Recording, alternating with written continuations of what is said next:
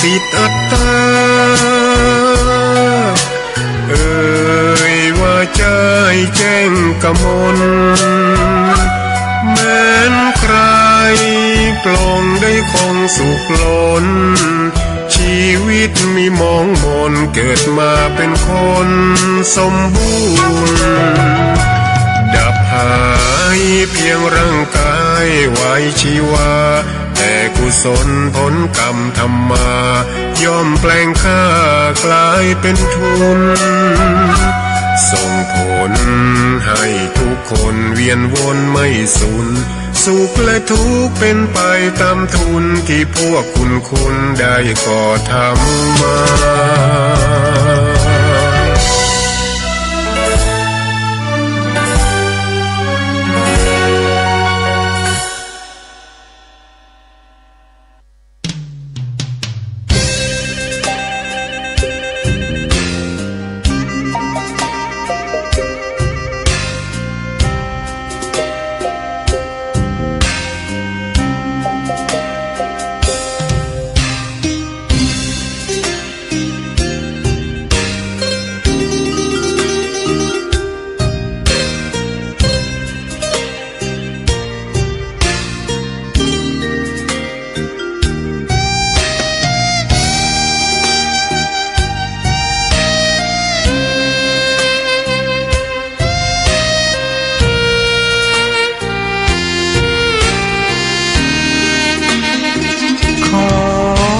ตำนาน1,300 กว่าปีแม่จามเทวีสร้างพระเจดีย์ที่วัดดอยน้อยพร้อมเจดีย์โค้งอีกองค์เคียงคู่อยู่ดอยสลับก้อนหินใหญ่น้อยร้อยเรียงน่าอัศจรรย์พระธาตุสีทองแงนมองฝูงพึ่งทำรังช่างมีมนต์ขลังพลังศักดิ์สิทธิ์บนนั้นกล่าวคำไหว้สากราบสักการะคนลุกคนชันสัมผัสถึงสายสัมพันธ์คงเป็นลูกหลานเคยร่วมสร้างบุญวัดดอยน้อยอยู่กลางยอดดอยโรยต่ออำเภอดอยเหล่าเขตติดต่อป่าสางลำพูนเดินทางปลอดภัยจากเชียงใหม่หรือสายลำพูนยินดีต้อนรับนักบุญมาร่วมสร้างทานบารมีตี3 ตี 4เปิดสถานีฟังตุลุงยองนักเทศเสียงทองชื่อเสียงดังก้องทั่วฟ้าธานีตัวจริงเสียงจริงวัดดอยน้อยแม่จามเทวีต้อนรับญาติโยมที่มีจิตศรัทธามาร่วมสร้างบุญ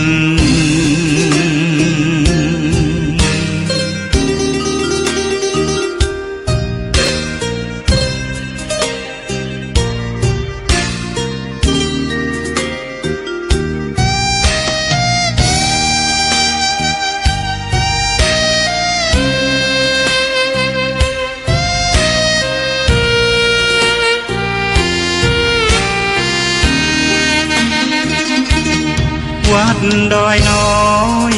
อยู่กลางยอดดอยโรยต่อ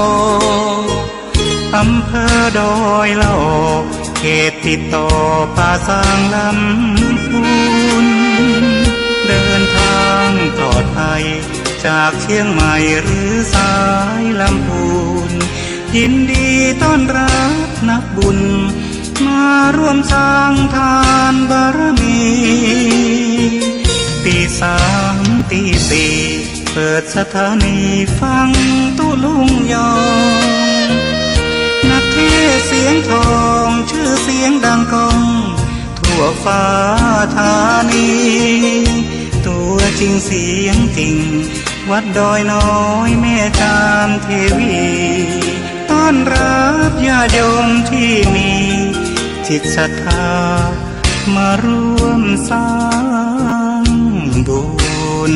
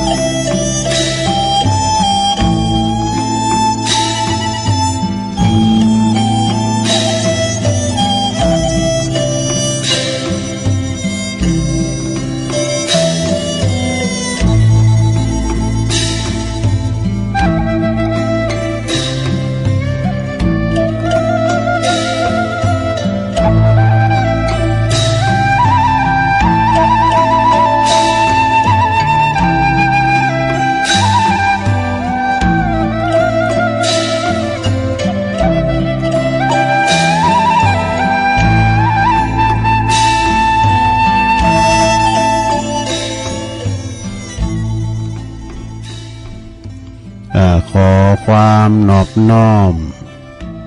แด่พระรัตนตรัยอันมีพระพุทธพระธรรมพระสงฆ์เป็นสรณะที่พึ่งกราบแนบไต่ไหวสาถวายความเคารพ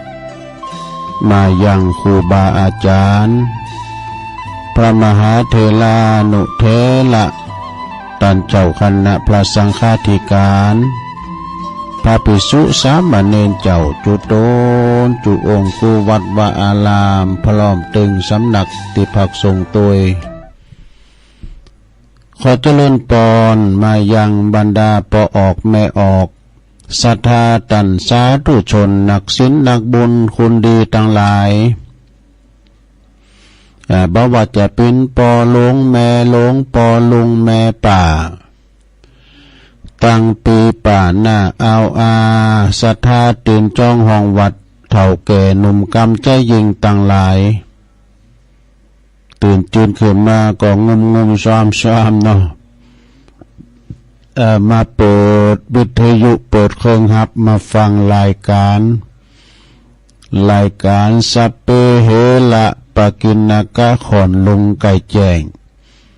รายการเสียงธรรมแสงทองซึ่งวันนี้ก็บริหารเวลารับผิดชอบดำเนินรายการโดยต้นตัวแห่งอาตมาภาพเก่ากระผมตุลุงนันชัยวัดนาคาเสโนแห่งวัดพระธาตุดอยน้อยตำบลดอยหล่ออำเภอดอยหล่อจังหวัดเชียงใหม่บางท่านบางคนก็อาจจะสงสัยวันนี้วันจันทร์เนี่ยเป็นรายการของอาจารย์มหาท่านพระมหาสมชาติชาตปัญโยมใจกาอีนะแต่ว่าอาจารย์ท่านพระมหาเป็นก็คงจะเน็ตจะเหนื่อยเนาะนะนั่งรถไกด์ผ่องช่วยการช่วยงานครูบาอาจารย์เป็นก็ขอพักผ่อนนี่เนาะพักผ่อนตัวลงก็ได้รับชันทานุญาตจากอาจารย์ท่านพระครูอภิวัฒนาวิกรมซึ่งก็เป็นผู้อำนวยการคืนสีขาวเขาเนาะในเมื่อว่าอาจารย์มหาเปิ่นขอพักยอบยั่งคืนรายการเปิ่นก็มอบหมายถวายเวลาให้ตัวลงดำเนินรายการแต้นกันก้ำไหมเนาะตุลุงก็กิเลสหลายวันเหมือนกันท่านมหาก็แตนตุลุงก็เลยสดเชยกันไปเนาะสายกันไปกะแล้วก็เบอร์มือศรัทธาได้งอมได้เงากันไปฉะนั้นก็วันนี้มาพบมาปะกันในวันจันทร์ที่5วันนี้แล้วเนาะวันจันทร์ที่5เดือนกุมภาพันธ์2567เข้ามานี่นะเข้ามาถึงเดือนที่2ละถึงวันที่5วันนี้ก่อนอื่นที่จะได้เอ่ยไปตั้งสถานีวิทยุ คืนบุญต่างๆที่เป็นมีบุญต่อโสตประสาทหูเฮาได้ฟังกันถึงวันตุลุงก็จะนำไหวพระเอกันเด้อเปิดความเป็นสิริเป็นมังกละเป็นมงคลกับตนกับโตครอบครัวเฮาอยู่สุขสบายแล้วก็พร้อมแล้วก็กราบหนึ่งกราบสองกราบสามอิมินาสกาเลนะพุทธังอภิปูชยามะอิมินาสกาเลนะธัมมังอภิปูชยามะอิมินาสกาเลนะสังฆังอภิปูชยามะอะระหังสัมมาสัมพุทโธภะคะวาพุทธังภะคะวันตังอภิวาเทเมสวากขาโตภะคะวะตาธัมโมธัมมังนัมมัสสามิสุปฏิปันโนภะคะวะโตสาวกสังโฆสังฆังนะมามินะโมตัสสะภะคะวะโตอะระหะโตสัมมาสัมพุทธัสสะนะโมตัสสะภะคะวะโตอะระหะโตสัมมาสัมพุทธัสสะนะโมตัสสะภะคะวะโตอะระหะโตสัมมาสัมพุทธัสสะอิติปิโสภะคะวะอะระหังสัมมาสัมพุทโธวิจาจารณะสัมปันโนสุขโตโลกวิทูอนุตตโลปุริสธัมมาสาลาธิสัทธาเทวมนุสสานังพุทโธภะคะวะติสวากขาโตภะคะวะตาธัมโมสันติทิโกอากาลิโกเอหิปัสสิโกโอปันนะยิโกปัจจัตตังเวทิตาโปวินโยเหติสุปฏิปันโนภะคะวะโตสาวกสังโฆอุจจุปฏิปันโนภะคะวะโตสาวกสังโฆยายะปฏิปันโนภะคะวะโตสาวกสังโฆสาเมจิปฏิปันโนภะคะวะโตสาวกสังโฆญาติตังจัตตาลิปุริสยุคานิอัฏฐปุริสปุคลาเอสะภะคะวะโต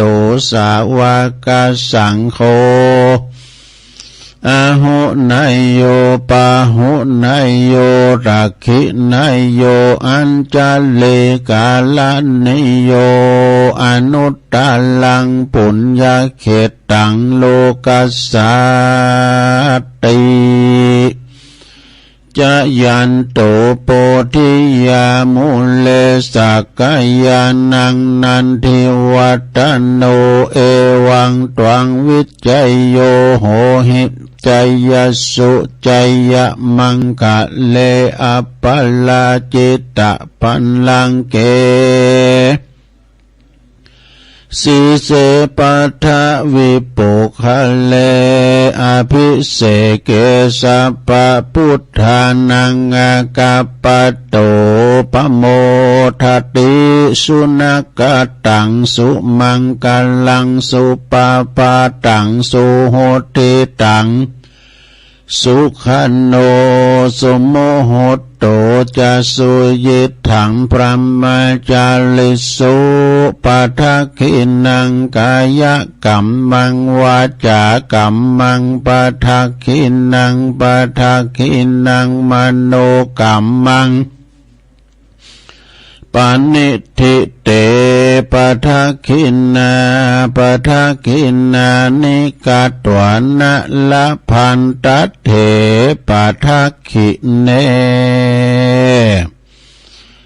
สัพพิติโยวิวาจันตุสัพพะโลกโกวินาสตุมาเตภวัตวันตัลลายโยสุขิติกายุโกภวะอภิวาทนาสีลิสานิจังวุตตาปัจจายโนจัตตาโลธัมมาวาทันติอายุวันโนสุขังปะลังเอาแล้วศรัทธาญาติโยมทั้งหลายตุลุงก็ปิ้นเก้าปิ้นโหนำสวดมนต์ไปเป็นตีเรียบร้อยก็ขอกุณพระติตาไหลลัตนะผ่านแผ่วตั้งพระเกี่ยวเจ้าตั้ง3ประการเนาะจงได้ดลบันดาลมาปกป้องคุ้มครองรักษาวัดวาอารามโคงแก้วทั้ง3ตลอดถึงครูบาอาจารย์พระสงฆ์องค์สามเณรเจ้าอยู่กับวัดกับวาได้มาสืบทอดพระศาสนาได้มาเป็นเนิ่นนาบุญศรัทธาได้มาสักการะบูชากราบไหว้นะได้เป็นตุนเมตตาเนาะทำศาสนาพิธีต่างๆงานศพเฮิรนปอยตุเจ้าบ่ไปก็บ่ปีนอันวันนำแล้วซะดาเนาะฉะนั้นก็อยู่เมตตาพาลุ่มกันไปก็ขอขอบคุณแล้วก็ขอปลงแม่หลงเขาก็มีสุขภาพพลานามัยสมบูรณ์แข็งแรงเด้อเป็นลมโพลมใสของลูกของหลานนะลูกหลานตันเต่าปอบ้านแม่บ้านก็ดีจะขี่รถขี่เรือขี่รถขี่ล่าเนาะออกคุ้มออกโฮก็มีสติก่อนสัตตาจะไปต่างจังหวัดก็ดีไปกาดไปลีก็ตามก็ระมัดระวังรถลานี่มันหลายศรัทธาญาติโยมทั้งหลายอย่างบีบินนี่เอามาพอได้เวลาไฟแดงปุ๊บเว้ยนะลุงเคยไปตอนในเมืองเนาะมันยาวมันตีกันนะบ่ได้เป็นกิโลพุ่นเด้อซะดาเด้อการเวลาว่าอันเปิ้นไฟเขียวนะโอ้ตัวมันหลั่งไหลกันมาอย่างน้ำอย่างเปิ้นเปิดอย่างเปิ้นปล่อยน้ำเมืองกันมารถอะพุ่นโตรถลาเนี่ยนะครับจ้าก็บัดใดได้หมอยลุงนั้นบังคับรถจ้าหนูเป็นลุงนานเนี่ยรถขี่รถเคืองเนาะแล้วก็ขี่จ้าแล้วเขาเอื่นจ้าครับรถจ้ารถนานเนี่ยเฮียมาบอกเฮาว่าเขาอยู่หูจักเฮาได้ว่าเพิ่นว่าจ้านี่พินานนอนน้อยใจหวานนานใจยิ่นเนี่ยประว่าเนาะแล้วก็ขอให้อันศรัทธาญาติโยมอยู่ดีมีสุขกันลูกหลานตันเต่าก็ดีตุลุงก็เป็นกำลังใจอีปอยแม่เนาะที่อยู่กับหอกับเพื่อนติดต่างติดเต้งเฮ้ก็ดีก็ขอเอาวิทยุเป็นกูเป็นกีมเนอะเอานำทำคำสอนเนี่ยเนาะฟังนำฟังธรรมครูบาอาจารย์เปิ่นตื่นมาการถึงวันเอาละตอนนี้ไปตุลุงจะเอ่ยไปตั้งสถานีวิทยุคืนบุญต่างๆเนอะในเครือข่ายที่เปิ่นหับสัญญาณรายการธรรมะช่วงเวลาตั้งแต่ 3:00 ถึง 5:00 นดังต่อไปนี่เนอะขอบคุณสถานีวิทยุคลื่นพระพุทธศาสนาการศึกษาและวัฒนธรรมวัดฝายหินและตำบลสุดเดบอำเภอเมืองเชียงใหม่ FM 104.50 เมกะเฮิรตซ์เนอะโดยเมตตาบารมีธรรมอาจารย์พระครูสมุวิสุวัฒน์วรกิจโจองค์ขลุงในเมืองก็ฟังกันหลาย ขอขอบคุณสถานีวิทยุคณะสงฆ์อำเภอฝางตั้งอยู่ที่วัดพระพุทธบาทอุดมนำบ่อสาวาสำนักวิปัสสนา FM 100.25 เมกะเฮิรตซ์โดยเมตตาบารมีธรรมหลวงพ่อพระครูสุจิตานุรักษ์ด็อกเตอร์เจ้าคณะอำเภอฝางเด้อขอบคุณตุปีจำเริญโชติธรรมโมตุปีสุเทพโดยเนาะพี่น้องฟังไม่อายใส่ประการก็ฟังกันลงกันหลายก็ฟังกันไปเถอะเนอะขอบคุณสถานีวิทยุแดนดินถิ่นล้านนาตั้งอยู่ที่บ้านโฮงโง่ตำบลนำบ่อหลงอำเภอสันป่าตองจังหวัดเชียงใหม่ FM 103.50 เมกะเฮิรตซ์โดยคุณรุจิสมบัติเงาคำเนอนะและก็ขอบคุณสถานีวิทยุคลื่นธรรมะของซุ้มโซนวัดห้วยตองซักตำบลขงเปาอำเภอจอมตอง FM 98.75 เมกะเฮิรตซ์โดยเมตตาบารมีธรรมอาจารย์พระครูวาปีวรมานิตเปิ้นก็ลิงก์สัญญาณเป็นน้องโซนใต้สายได้ก็ฟังกันไปตั้งแต่เพลงมาแล้วขอบคุณสถานีวิทยุมนเสียงธรรมอำเภอแม่แจ่มนะ FM 106.25 เมกะเฮิรตซ์โดยเมตตาบารมีธรรมหลวงพ่อพระครูมงคลวิสิทธิ์หลวงพ่อใหญ่เจ้าคณะอำเภอแม่แจ่มวัดบุพารามนะขอบคุณท่านพระปลัดอุทัยตึงสองอุทัยตัวพี่น้องแม่แจ่มก็ฟังกันหลงหลายขอบคุณสถานีวิทยุเน็กเนลเรดิโอ FM 96.75 เมกะเฮิรตซ์ตั้งอยู่ที่บ้านจงตำบลทุ่งขวาวห้างหุ้นส่วนจำกัดอนุสรณ์เรดิโออำเภอเมืองปานจังหวัดลำปางขอบคุณสถานีวิทยุชุมชนคนเหนือเขื่อนนะฮะตั้งอยู่ที่บ้านดงดำอำเภอหอดจังหวัดเชียงใหม่ FM 90.75 เมกะเฮิรตซ์ขอบคุณสถานีวิทยุเพื่อการศึกษาและพัฒนาอาชีพเรดิโอเน็ตเวิร์ก FM นะเก่าFM 103.50 เมกะเฮิรตซ์.00นะอำเภอเมือง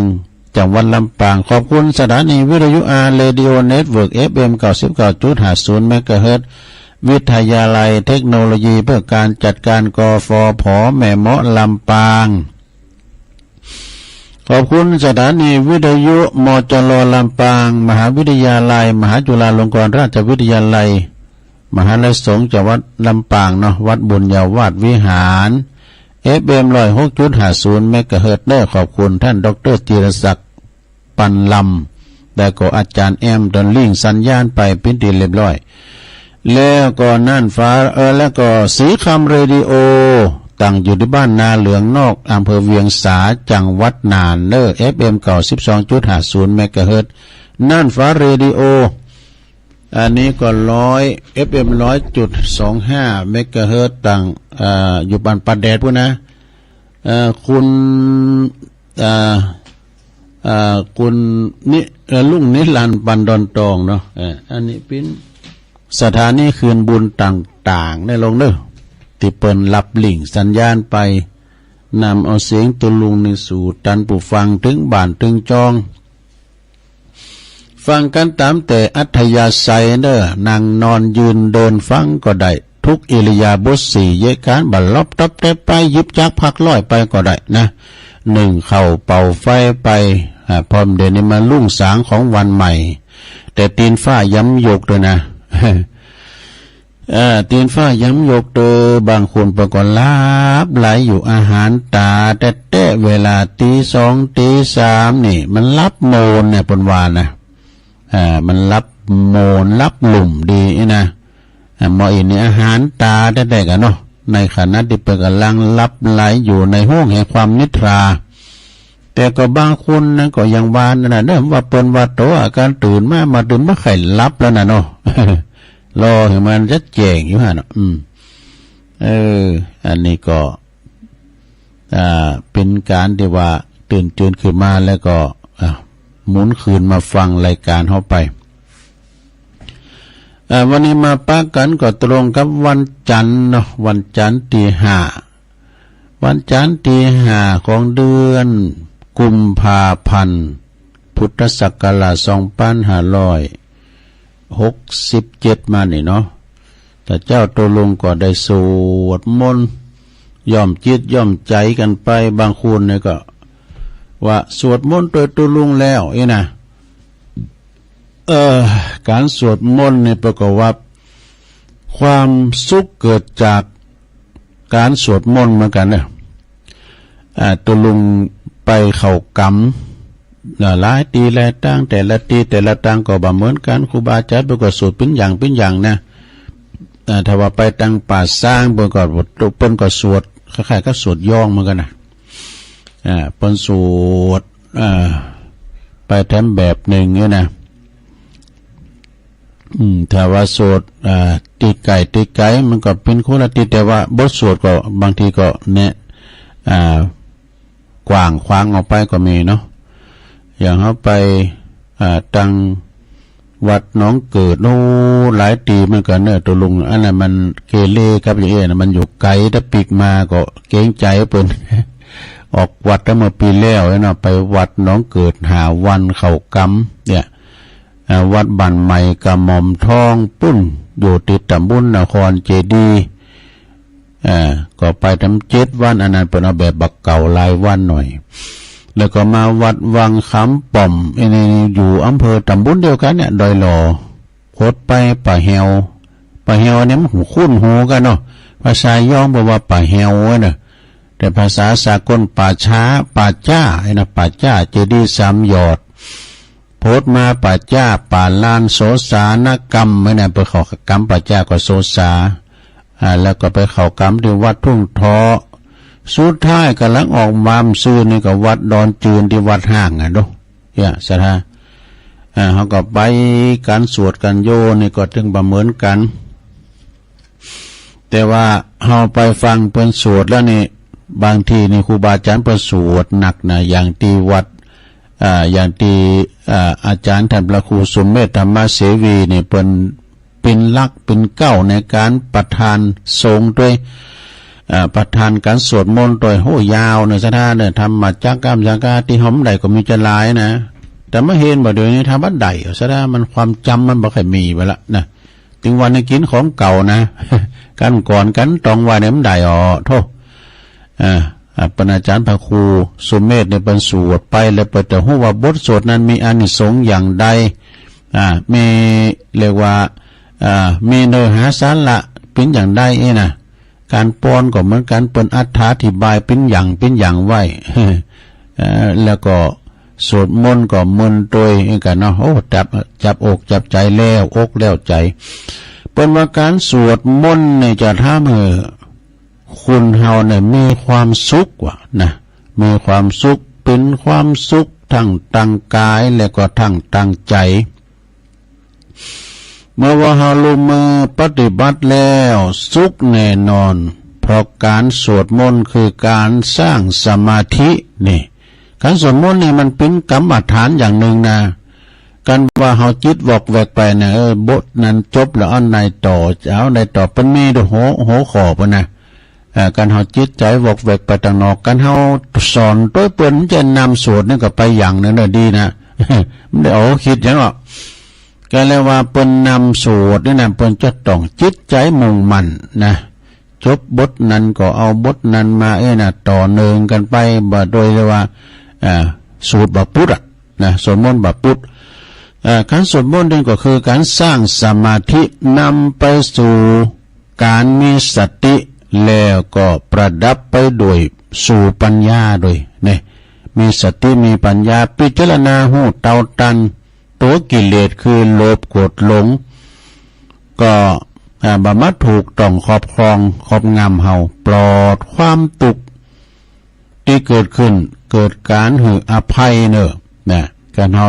ได้สมมติในการเกิดการหืออภัยเป็นเกิดความเมตตากรุณาโดย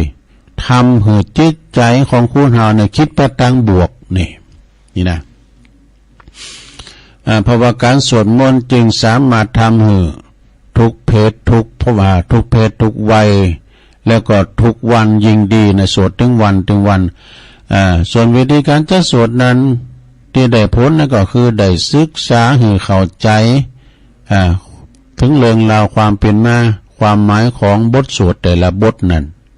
ยิงสั่งศรัทธาความเชื่อมั่นขึ้นไปแถมเอ้นะอันนี้ก็การสวดมนต์เนาะสวดมนต์สวดโยโกห้องไอ้นะศรัทธาญาติโยมทั้งหลายแล้วตอนนี้ไปตัวลุงก็หยิบยกเอาธรรมมานี่ผูกนี่นะศรัทธาเป็นธรรมบรรยายเป็นธรรมบรรยายบ่วงแห่งมารเจกสามสินนี่นะมัดไว้บ่ไม้นี่มันปิ้นจะใดก็เกยเอามาเทศเป็นธรรมบรรยายในลงเด้อเจ้าภาพวันนี้ยกเอาเฮียสิวเจสมบูรณ์อิสกุลวงศ์นี่ปัจจุบันสันหินฟ้านหลังนี่เปิ้นเป็นเจ้าภาพการเทศเด้อไปปะเปิ้นวันนั้นเขากำที่วัดล้างดอนชื่นนะก็ไอ้แม่เป็นเจ้าภาพการเทศนะก็ขออนุโมทนาแล้วก็รายชื่อนี่มีหลายอยู่ตุลุงจะไปอ่านในรายการตุลุงบ่กะเนาะวันพัดวันศุกร์วันเสาร์บ่น่ะรายชื่อก็มีอยู่หลาย4-5 คนเนี่ยนะที่เป็นเจ้าภาพการเทศการทำนะเอาละเนาะตอนนี้ไปลำพระบทมาบอกครึ่งชั่วโมงแล้วเนาะแถมครึ่งชั่วโมงก็จะเทศนำเทศทำแล้วก็เก็ดเล็กเก็ดน้อยเอามาปฏิบัติต่อเราสู่จู้กันฟังในลงเนอะฟังไปรับไปนะเอาต่างนาโมเลยผู้จานผู้จานเพื่อเตียวจะได้อาราธนากะมาราธนาเตียวก็ได้เตียวแต่ละต่างนาโม3 เจี้ยนกันเนอะนะโมตัสสะภะคะวะโตอะระหะโตสัมมาสัมพุทธัสสะนะโมตัสสะภะคะวะโตอะระหะโตสัมมาสัมพุทธัสสะนะโมตัสสะภะคะวะโตอะระหะโตสัมมาสัมพุทธัสสะ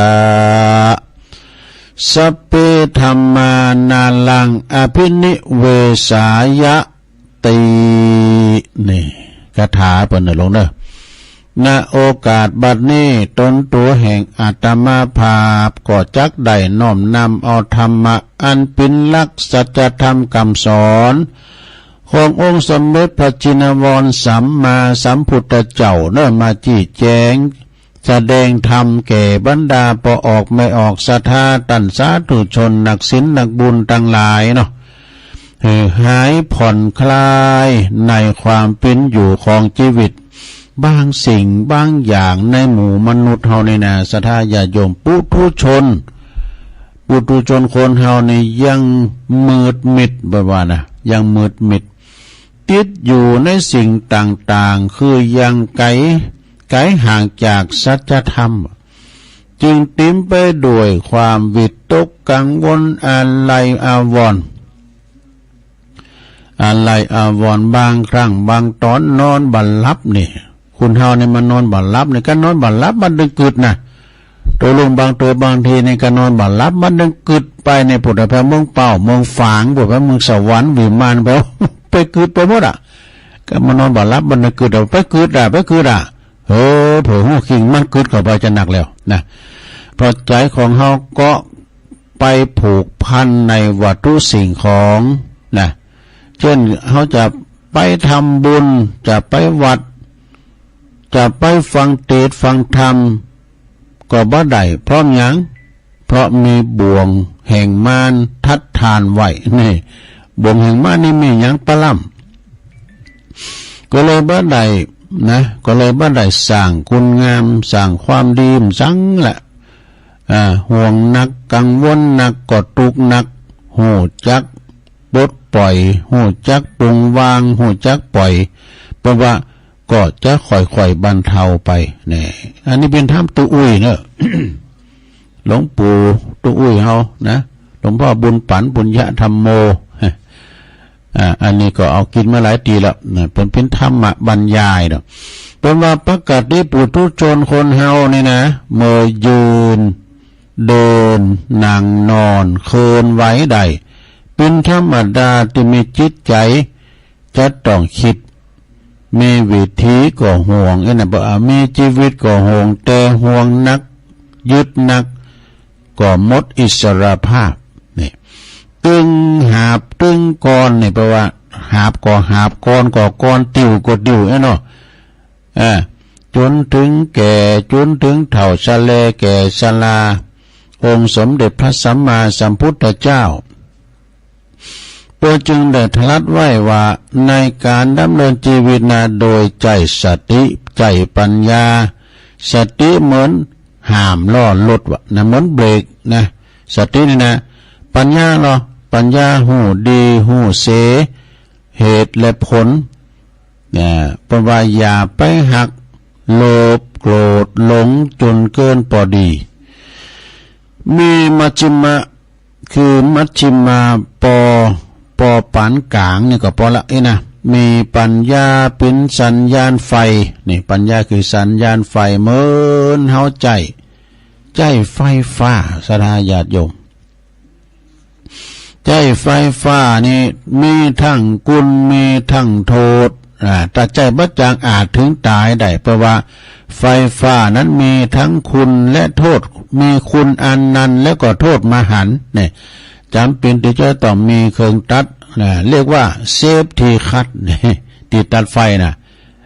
เซฟทีคัตฉันได้สติเป็นว่าความนึกคิดจึงเป็นสิ่งที่สำคัญลงการหยุดแปลว่าการยืนเดินนั่งนอนจะปราศจากสติให้บ่ได้ดังที่ได้อ่านกล่าวไว้ว่าสติปัญญาสติมาปัญญาเกิดสติเตลิดก็จะเกิดปัญหานี่อวิชชานี่ความเข้ามาแทนตีนอวิชชาความไม่รู้ความใบบอดต่างๆจะมาครอบงำเฮาเพราะเหตุนี้คุณที่มีสติมีปัญญาสมาธิสามารถดำรงชีวิตโดยปกติสุขกว่าคนที่ขาดสติขาดคุณธรรมขาดสติก็คือขาดปัญญาเนาะขาดความดำริตริตรองพลั้งเผลอความประมาทพลั้งเผลอลงลืมไปหักห้ามอารมณ์บ่ได้นี่เลยเข้าทำนองที่ว่าวัดก็บ่ได้เข้าพระเจ้าก็บ่ได้ไหว มีทั้งอย่างหนึ่งเป็นไว้เป็นว่าก็เป็นไว้วัดก็เข้าเหล้าก็กินศีลก็ถือ ไอ้ตอนนั้นเป็นเมาเหล้าเป็นไว้ก็วัดหาก็เข้าเหล้าหาก็กินศีลหาก็ถือบาปหาก็หาบบาปเฮาก็บุญเฮาก็หาบบาปเฮาก็แบกเด็กเหล้าทุกวัน อันนี้เป็นเมาดูบอกว่าเนาะเพื่อขาดสติดูเพราะว่าวัดก็เข้าเหล้าก็กินศีลก็ถือบุญก็หาบบาปก็แบกอยู่ว่ามันถึงมาโดยกันสดาญาติโยมนะ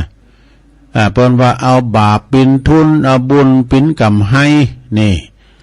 สุดท้ายนะผลสุดท้ายความดีจะสูญเสียหมดเลยนะถ้าเปรียบเหมือนน้ำเพราะว่าน้ำขุ่นก็มีน้ำใสก็มีมันตกตะกอนก็มีนะทำบุญแต่ละทีเป็นว่ามัคคณายกหรือว่าปอดจานเท่านี้นะเพิ่นก็จะต้องเอาน้ำขมิ้นสมปล่อยนยอตาลแต่ขอสุมาลาโตดที่ได้ลงล่ำกำเกินยังกายอยากกำวจีกำวโนกำกึดพอก่อนหน้าคำว่าว่านี่ตันว่าใจเป็นนายกายเป็นบ่าวใจเป็นผู้บัญชาการกูสิ่งกูอย่างดูนะใจเป็นใหญ่นะมันจะป้าไปไหนเขาจะไปตรงใดใจป้าไปดูใจเกิดไปตั้งดีก็ไปวัดไป ถ้าเกิดไปตั้งวัดตั้งวานี่ก็ดีใจน่ะใจป้าไปหรอกกายมันตัวไปแล้วเพราะกายนี่เป็นเบาคือเป็นเบาหับใจใจสั่งไปทางใดไปหมดโอ้วันนี้เราจะไปหับจ้างโอ้วันนี้เราจะไปหันไปหนีเนาะโอ้วันนี้การใจเกิดอันโลภเนาะใจอย่าป้าไปไหนปุ่นเราจะไปป่นจะไปจี้จะไปลักขโมยเปิ้นไอ้นี่กายกับตัวนี้ ใจเป็นผู้บัญชาการนะโยมนะกายนี่เป็นผู้หับใจลูก ใจจึงสั่งใจจึงเป็นตัวจักสำคัญในตนตัวของคุณเฮานะลงเอ้ยใจกึดดีก็มีสุขนะกะกึดหายคิดพิษก็เป็นตุกเนอสะท่าเนาะอย่างเฮาอยู่ถึงมื้อถึงวันเฮาบันลักไปซอไปโกงไผเฮาอยู่ตามน้ำทำไผก็ดึงมาวัดตำรถก็ดึงบัดจับบ่ยับนะเหมือนกับเฮาไปที่ด่านนะด่านที่เพิ่นเกิดรถเกิดอันนี้นะตำรวจเพิ่นเกิดด่านนี่นะกันเฮามีหยังเนาะอย่างนี้ทุกเตี่ยวโหเฮามีปืนกล่อมอยู่ในเตี่ยวอยู่ในแอวไอ้น่ะคนตัวเกิดพิรุธแล้วนั่นน่ะไหวป่ะไหวตอนนั้นตำรวจหันไล่ตีอันนี้จะไล่ตีแล้วอันนี้ไม่พิรุธป่ะเนี่ยเพราะว่าถ้าใจคิดหายก็พิษก็มีตุกนะกายก็เลยพลอยผลกรรมไปตัวรับผลกรรมไปเลยนะแล้วแต่จะมาประวัติแล้วแต่จะมากหน่อยจะมากหรือน้อยสัทธาสาธุชนทั้งหลายคุณเฮานี่ประวัติที่คุณเฮาในยังเวนไหวตายเกิดอยู่ในห่วงแห่งวัฏสงสารอยู่ก็พร้อมหยังเพราะมีกิเลสวิบากกรรมเป็นเสมือนบ่วงแห่งเจิกนี่มาแล้วเจิกมัดผูกไว้ทำบุญครั้งใดเพราะว่าทำบุญครั้งใดก็ประนมมือว่านิพพานังปะละมังสุขขังไงนะแต่จะไปแต่ประวัติแต่บ่ไปได้สักตัวนะนิพพานเนี่ยบางตันก็เข้าใจว่าตายแล้วจะไปนิพพานได้นี่ยังเข้าใจผิดอยู่นะความจริงนิพพานนี่ก็อยู่ใกล้ๆกับตัวเฮานี่แหละนะอยู่ใกล้กับตัวคนเฮานี่แหละนิพพานนิพพานแปลว่าดับหรือว่าเย็นนี่นิพพานนี่นะแปลว่าดับหรือว่าเย็นบ่ฮ้อนยังมีลมหายใจอยู่นะก็ถึงนิพพานแล้ว เปิ้นว่าดับกองกิเลสคือโลภะโทสะโมหะนี่มานะทิฏฐิความอิจฉาริษยาความพยาบาทปองไล่เปิ้นมารพวกนี้นะเปิ้นห้ามไว้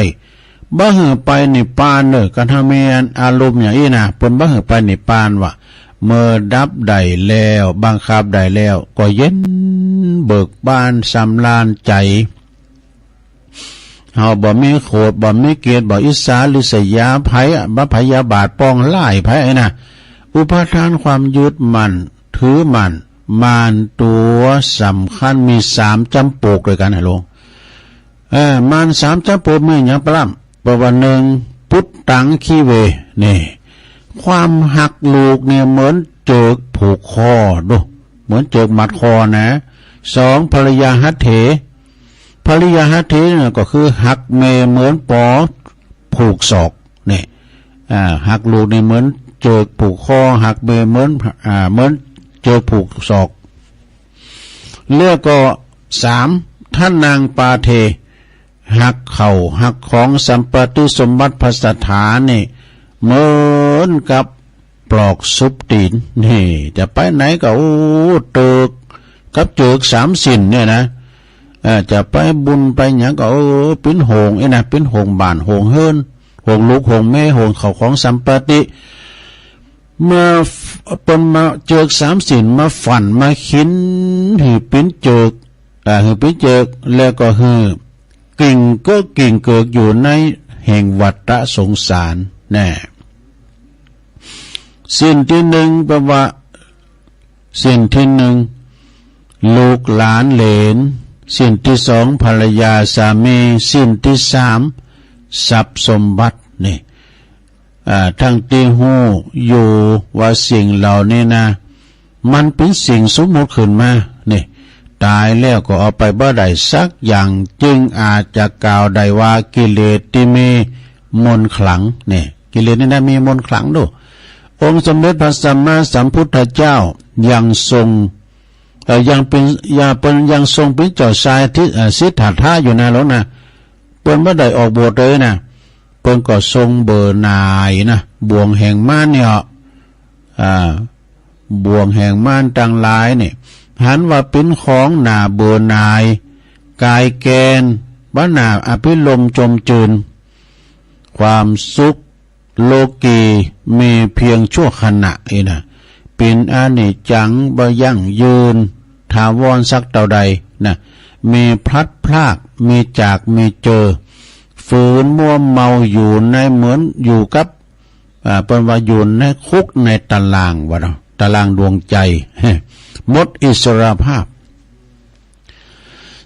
จึงทรงหาตั้งสลัดตัดบ่วงแห่งมาร3อย่างเนี่ยนะอันเป็นสุขเทียมเท่านั้นเองฉะนั้นปุถุชนคนสามัญชนคนธรรมดาตลาบได้ที่เฮาตัดเจิกตลาบได้ตัดหักบ่ขาดตัดสวาดบ่หมดด้วยนะจะไปนิพพานก็เพียงแต่ฝันเท่านั้นเองเนี่ยและเพราะจิตวิญญาณเนี่ยยึดติดผูกพันในสิ่งนั้นอยู่ทุกลมหายใจเกิดหาคุณหักเกิดหาของหักสมบัติภาษาฐานสิ่งของแม้แต่เลี้ยงเป็ดเลี้ยงงัวเลี้ยงควายก็บ่ว่าให้เป็นกังวลสิ่งเหล่านี้ยามเมื่อเฮาพัดผากมันไปนะเมื่อพัดพากจากไปนี่ก็โศกเศร้าอาลัยก็ของเงินคำสัมปตินะพัดพากไปก็เฮาก็จะโศกเศร้าโศกาอาลัยวะบางคนกินบ่ได้นอนบัดลับดังสมเด็จพระสัมมาสัมพุทธเจ้าเปิ้นได้ตรัสไว้ว่าปิยโตชายเตโสโกเนี่ยแปลความว่าความโศกยอมเกิดแต่คุณและก็สิ่งของติตนหักเนี่ยเฮาของหักของสอบอันใดแล้วมันหายไปก็ดีหยังก็ดีเฮาก็โศกเศร้าอะไรนี่ไหนเนาะมีพระบาลีเป็นยืนยันไว้ทั้งบทหนึ่งว่าสัพเพธัมมานาลังอภินิเวสายะสิ่งตั้งหลายทั้งปวงเนี่ยหลวงเปิดว่าบอกควรยึดมั่นถือมั่นแบกไว้กวนหูจักปุงบ้างให้พองเห็นนะทุกสิ่งทุกอย่างเบาลงแต่เฮาแบกก่อนนักกันเฮาวางก็เบาลงเนี่ยเพราะคุณเฮาเนี่ยมัวงมงายพมาทจึงขาดสติลืมนึกถึงกรรมพระพุทธเจ้าเนี่ยก่อนที่เปิ้นจะปรินิพพานเนี่ยเปิ้นได้ตรัสพระดำรัสฝากไว้ว่าหันทธานิภิกขเวอามันขยานิโวอามันขยามิโววายธรรมาสังขาราอัปปมาเทถะสัมปเทถะนี่อัปปมาเทนะสัมปเทถะแปลความว่าเอโลเนี่ยดูก่อนภิกษุทั้งหลายเฮาขอเตือนเธอทั้งหลายเป็นครั้งสุดท้ายว่าสังขารทั้งหลายบ่เตงเนอยอมเสริมสิ้นไปเป็นธรรมดาฉะนั้นท่านทั้งหลายจงตั้งอยู่ในความไม่ประมาทเถิดนี่อันนี้พระดำรัสวัจจาสุดท้ายเนี่ยบ่ฮือประมาทว่าสดาญาติโยมทั้งหลายบ่ฮือประมาทนะคือบ่ฮือประมาทในการสร้างความดีหาติเกาะติกรรมก่อนที่เขาจะอำลาจากโลกนี้ไปหาป่าไทยยังหาไตสองมกาหุนตั้งปรณะก็ได้แก่ธรรมะอันควรแสวงหาอันเป็นขุมทรัพย์ที่พึงเป็นที่พึงอันถาวรหนึ่งอังคะสมัตอังคะสมนิธินี่นะแปลว่าทรัพย์ที่ตัววิชาความรู้นี่นะอันเป็นสติปัญญาประกอบอาชีพเป็นทรัพย์ที่ไผลักขโมยบ่ได้คืออริยทรัพย์ในต้นตัวเฮาเนี่ยนะขโมยก็ลักบ่ได้แล้วก็สองอนุคามิกะนิธิเนี่ยก็คุ้มทรัพย์ติดโตเนี่ยก็ได้แก่บุญกุศลเนี่ยนะเด้อ บุญกุศลเนี่ยคุณงามความดีมีศีลประจำตัวมีสมาธิจิตใจมั่นคงปัญญาหูแจ้งแห่งสภาวะสังขารสับขุมนิปินชายาอิวะนะแปลว่าอนุปายิธิยินินะเหมือนเงาติดตามตนตัวเข้าไปทุกคนทุกแห่งเนื้อจนตายไปสู่โลกหน้าส่วนว่าทรัพย์นี่ก็จะติดตัวแก่ส่วนว่าทรัพย์ตีดินตีหยังตีนาก็ตามเนี่ยทรัพย์เคืนทีมีญาติพี่น้องแก้วแหวนแสนสิ่งแก้วแหวนเงินทองจ้างมางัวควายตึกล้ำบ้านจองหอเฮือนเฮาลดลาพาหนะก็บ่สามารถที่จะนำติดโตติดตนเฮาไปได้เลยเป็นของสาทานไปหมดหือลูกหือหลานเป็นเจ้าของแทนไปบุญผลคือความสุขกายสบายใจเนอะบาปถ้าติดตามเฮาไปซ้ำเติมเพิ่มตุกนะถ้าเป็นบาปเนี่ยนะดังได้จี้แจงแสดงมาจะจบแล้วดังได้แสดงมาก็ขอหือศรัทธาสาธุชนทั้งหลายพึงรีบขวนขวายหาตีปึงหาตีกติกรรมตียังยืนและตีมันบ่ยังยืนบ่จิลังยังยืนก็คือเลิกยึดมั่นถือมั่นในวัตถุสิ่งของเด้อเป็นว่าเสมือนเอาเจิกเอาตอกเนี่ยนะ3 สิ่งมามัดมาผูกมัดไว้กับมือไว้จนบ่ได้ไปจำศีลภาวนาบ่ได้เข้าวัดเข้าวาเข้าวาสา3 เดือนก็บ่ได้ไปฟังธรรมไม่นะเนาะมี12 ศีลวะนะ12 ศีลกลางวาสาเนี่ยนะก็ยังกึดอยากไปวัดแต่เนอ นะน่าคิดน่าพินโหงนั่นนะแสดงมาก็สมควรแก่กาลเวลาเนอเลิงเจิก3 ศีลมัดแล้วบ่ไม้น่ะเนาะ ในอวสานแห่งการพระธรรมเทศนานี้นะโดยเตจะอนุภาพแห่งคุณงามความดีแห่งคุณพระศรีรัตนตรัยแก้วเจ้าทั้ง3 ประการและโดยอำนาจบุญกุศลที่ท่านทั้งหลายเฮาท่านทั้งหลายเนาะได้กระทำปั่มเป้งมาในวันนี้ก็ดีจุงปิ้นพลวะปัจจัยเนอะ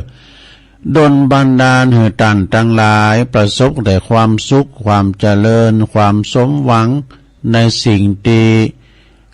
ตนได้ปรารถนาแล้วก็เจริญไปโดยอายุวันนะสุขภาละปฏิภาณธนสารสมบัติตลอดที่พาลาตรีการเทินเอวังก็มีด้วยประกาศนีสาธุสาธุสาธุอันนี้เป็นธรรมบ่วงแห่งม่านเจิก3 สิ่งมัดไว้บ่ไม้เนอะสาธรรมของตุอุ้ยนะ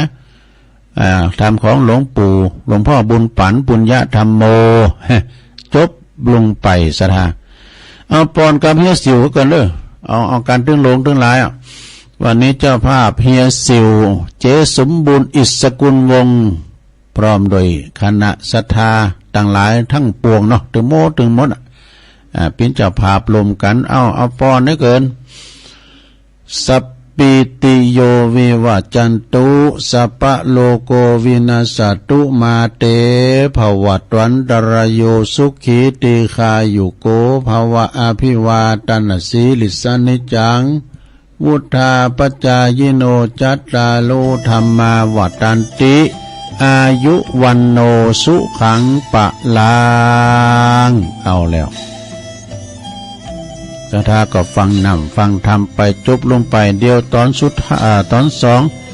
ชั่วโมงที่ 2จะเรา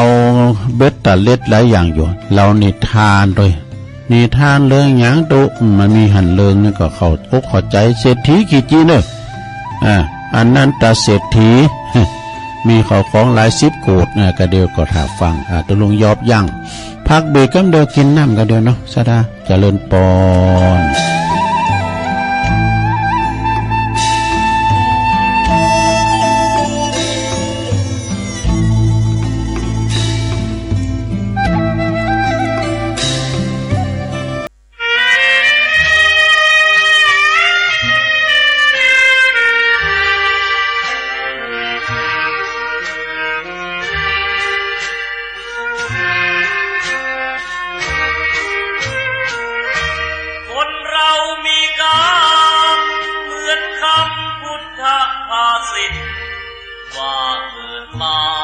นี่ชีวิตลิขิตไปตามบาปกรรมสร้างมาเกิดมาเป็นคนบ้างดีบ้างจนเป็นธรรมดาเหมือนเป็นสัญญาโลกเรานี้นาเปรียบโรงละครเกิดมาทุกคนไม่พ้นที่เชิงตะกอนเหลือตัวล่อนจอนที่หลับที่นอนเหมือนกันคือโลกคนเรามีกรรมต้องทำกุศลไว้บ้างเพื่อแบ่งเบาหนี้บาปตามล้างคิดสร้างแต่บุญเป็นทุนเชื่อมโยงอย่าหยิบอย่าช่วยหาทางร่ำรวยด้วยการกินโกงแม้นตายเข้าลงบาปกรรมเพราะโกงติดตามเรื่อยไปถึงเป็นเศรษฐีมั่งมีเงินทองเพียงใดหมดลมแล้วไม่อาจนำเงินไปได้เลยสักคนเวรกรรมตามทานเห็นกันด้วยตาก็บ่อยเข้าในคุกไม่ใช่น้อยไม่ค่อยจดจำในความทุกข์ทนสวรรค์ในอกและมีนรกในดวงกมลขอเตือนทุกคนว่ามีหรือจนไม่เห็นสำคัญหมดลมหายใจแล้วไปนอนเรียงเคียงกันที่ป่าช้านั้นไม่พ้นมือฉันพวกสับเปลือ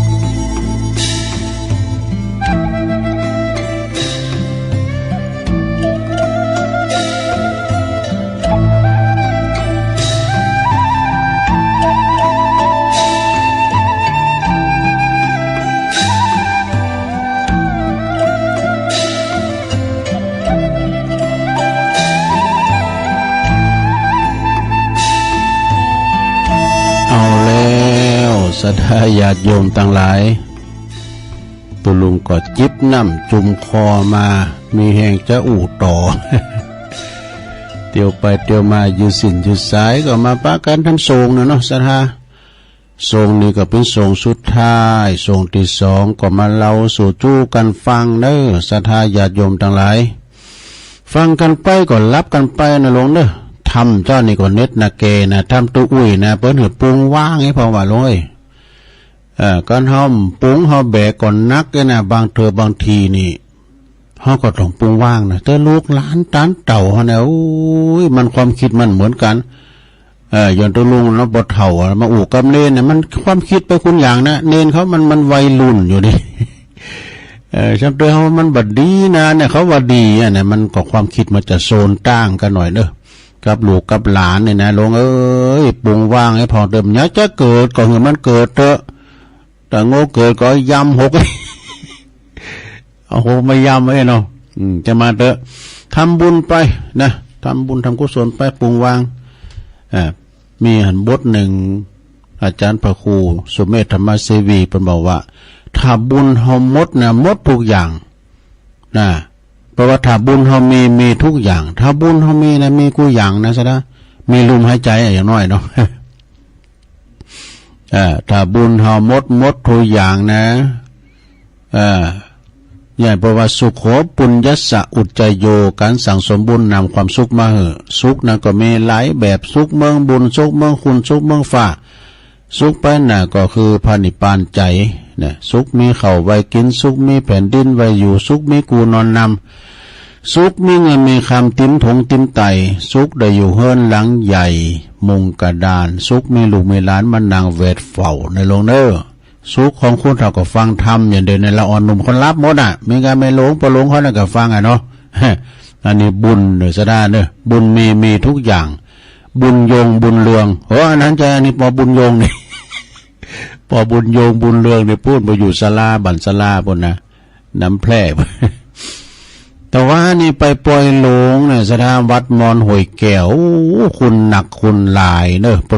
ปนปล่อยหลงวิหารหลงบ่นปล่อยหลงวิหารหลงเปิ่นแล้วก็อบรมสมโพธิพุทธาภิเษกพระเจ้าหลงเปิ่นตวยในเมตตาธรรมอาจารย์พระครูกัลยาณปราโมทย์เปิ่นอู่กับลูกศิษย์ลูกหาอู่กับศรัทธาญาติโยมว่าเปิ่นมาปิ้นตุหลงหันดำผมหัวดำอยู่นะแปลงวิหารได้20 ปีปลายนะเสียง27 ล้านซะนะดูมันหลายปีดูจนประหัวงอก ก็มาแล้วว่าเนี่ยเนสราเปิ้นก็ยกน้อมเวียนเกียรติตานมอบถวายไว้ครับพระพุทธศาสนาไปคุณนักคุณลายโดยเนาะศรัทธาเปิ้นก็มีซอคือฟังว่าขอบคุณเป็นนาน74เด้อเป็นนานอินสมเตปินนะปีนั้นเนี่ยเป็นปจารย์มคณายกอยู่ที่วัดเจ็ดลิ้นบุนะอาจารย์มหาวิษณุจารุธรรมโมว่าไปก็มาอาจารย์มหาวิษณุไปก็มาคณะของวัดเจ็ดลิ้นก็มาท่านว่าปอนาน74ในสั่งสีสันเนาะคืนหงส์ได้รับแล้วก็ขอบคุณทางปังเจ้าพาเปิ้นเนาะโฆษกพิธีกรด้วยผู้กองชัยพรพิมพ์สมุทรนี่ก็ฝ่ายฆราวาสผู้กองก็มาตั้งแต่วันแรกละวันนั้นก็ไปที่วัดหนองผาขาวด้วยนะไปเป็นเจ้าพิธีกรพิธีการต่างๆด้วยนะตุลุงก็ไปแจมตัวเปิ้นหาน้อมว่าก็มหาสมชาติด้วยอาจารย์เชื้อเมื่อมกเก่าโมงกับโมงไปก็แวะไปในงานบุญเขาด้ามกำหนึ่งปุ้นที่วัดเหล่ายาวใต้วัดเหล่ายาวใต้ก็ไม่ได้ปัจจ้ากันสักกรรมได้ไปปัจจ้ากันสักกรรมเพราะว่ามีงานรอต่างหน้าเนาะชันเพลแล้วก็มุ่งตรงมาเพียมุ่งตรงมาที่วัดไซมูลเนี่ยวัดไซมูลประกอบมีปล่อยหลงอันนั้นก็คุณนักคุณหลายเหมือนกันเด้อเปิ้นแปลงวัดงามนะสถานท่านพระครูสังวรศรีลาภิรักษ์นี่เปิดเตดมรดกทำทุกวันจันทร์เวลา 6 โมงถึง 7 โมงนะเอาคุณก่อนนักก่อนหลายอยู่เอาก็ไปแห่โคตรต่างกันเขาไปกินแป้ตาลไปตาลที่วัดไซมูลเปิ้นจะร้องศาลาโฮงโคก้าเนี่ยวัดเปิ้นงามเด็กซะนะเสียจากนั้นก็ปิกมาเนี่ยมาติดรถอาจารย์เชื่อมาก็ติดรถมาก็มาจอยงานที่วัดมอนห้วยแก้วแห่โคตรตาลแถมกันมาปิกพอคำประมืดเหมือนกันนะเปิดปิกกันหมดแล้วก็ตุลุงก็ขออาศัยพี่น้องดังเหล่ามนทาทิพย์นะขอตุลุงขอติดรถไปด้วยหน่อยนะตุลุงไม่รถไอ้แก้วก็ไปตุลุงไปด้วยกันนะผมจะไปส่งบนดอยไอ้แก้วก็มาลุงเจกันห้องตัวขึ้นด้วยกันไหมดูเจก็มาตัวกันนะก็ผ่านกันไปเป็นงานนอกสดาญาติโยมหลายแต่นี้ไปวางกันพอละนะได้ไปทางใดเนาะอยู่กับวัดกับว่าเนาะปฏิบัติปัดกวาดวัดว่าอารามกันต่อไปเอานี่มาวาดกำนี่กันในลงเนอ บุญมีทุกอย่างถ้าบุญหมดทุกอย่างอันนี้เตะกันเนาะเหมือนกับน้ำมันรถกันน้ำมันรถหมดเนี่ยมันถึงไปในบัดไดแล้วดูนะอันนี้อู่เรื่องความตายนะอนิจจังทุกขังล่ำล้นนี้ตึงบ่อป้นเกิดแก่เจ็บตายนี่อันมวลมนุษย์โลกหลาตั้งหลายตึงยิงตึงใจพานีลุมไต่นี่เกิดแก่เจ็บตายจุวันใจบ่มีคนใดอยู่ข้างแต่กันเนาะเติมเป็นเศรษฐีมั่งมีมาจ้างเ เป็นจอมเอกอ่างราชาเนี่ยแม่แต่องค์พระพุทธบรมสถาจอมศาสดาโลกาโลกลายังหูดับขันนิพพานแก้วกะสู่อยู่สู่นิพพานาเลิศเลวนี่อันนี้เอามาเสริมเติมได้นะจ๊ะนะอันนี้เป็นคำก่อนเรื่องความตายอนิจจังทุกขังอนัตตาความว่าแน่นอนแห่งชีวิตนี่แล้วทำอย่างเนี่ยรีบทำคุณงามความดีความดีไม่มีขายถ้าไผขาดใดก็โจยกันทำคนเดียวเนี่ย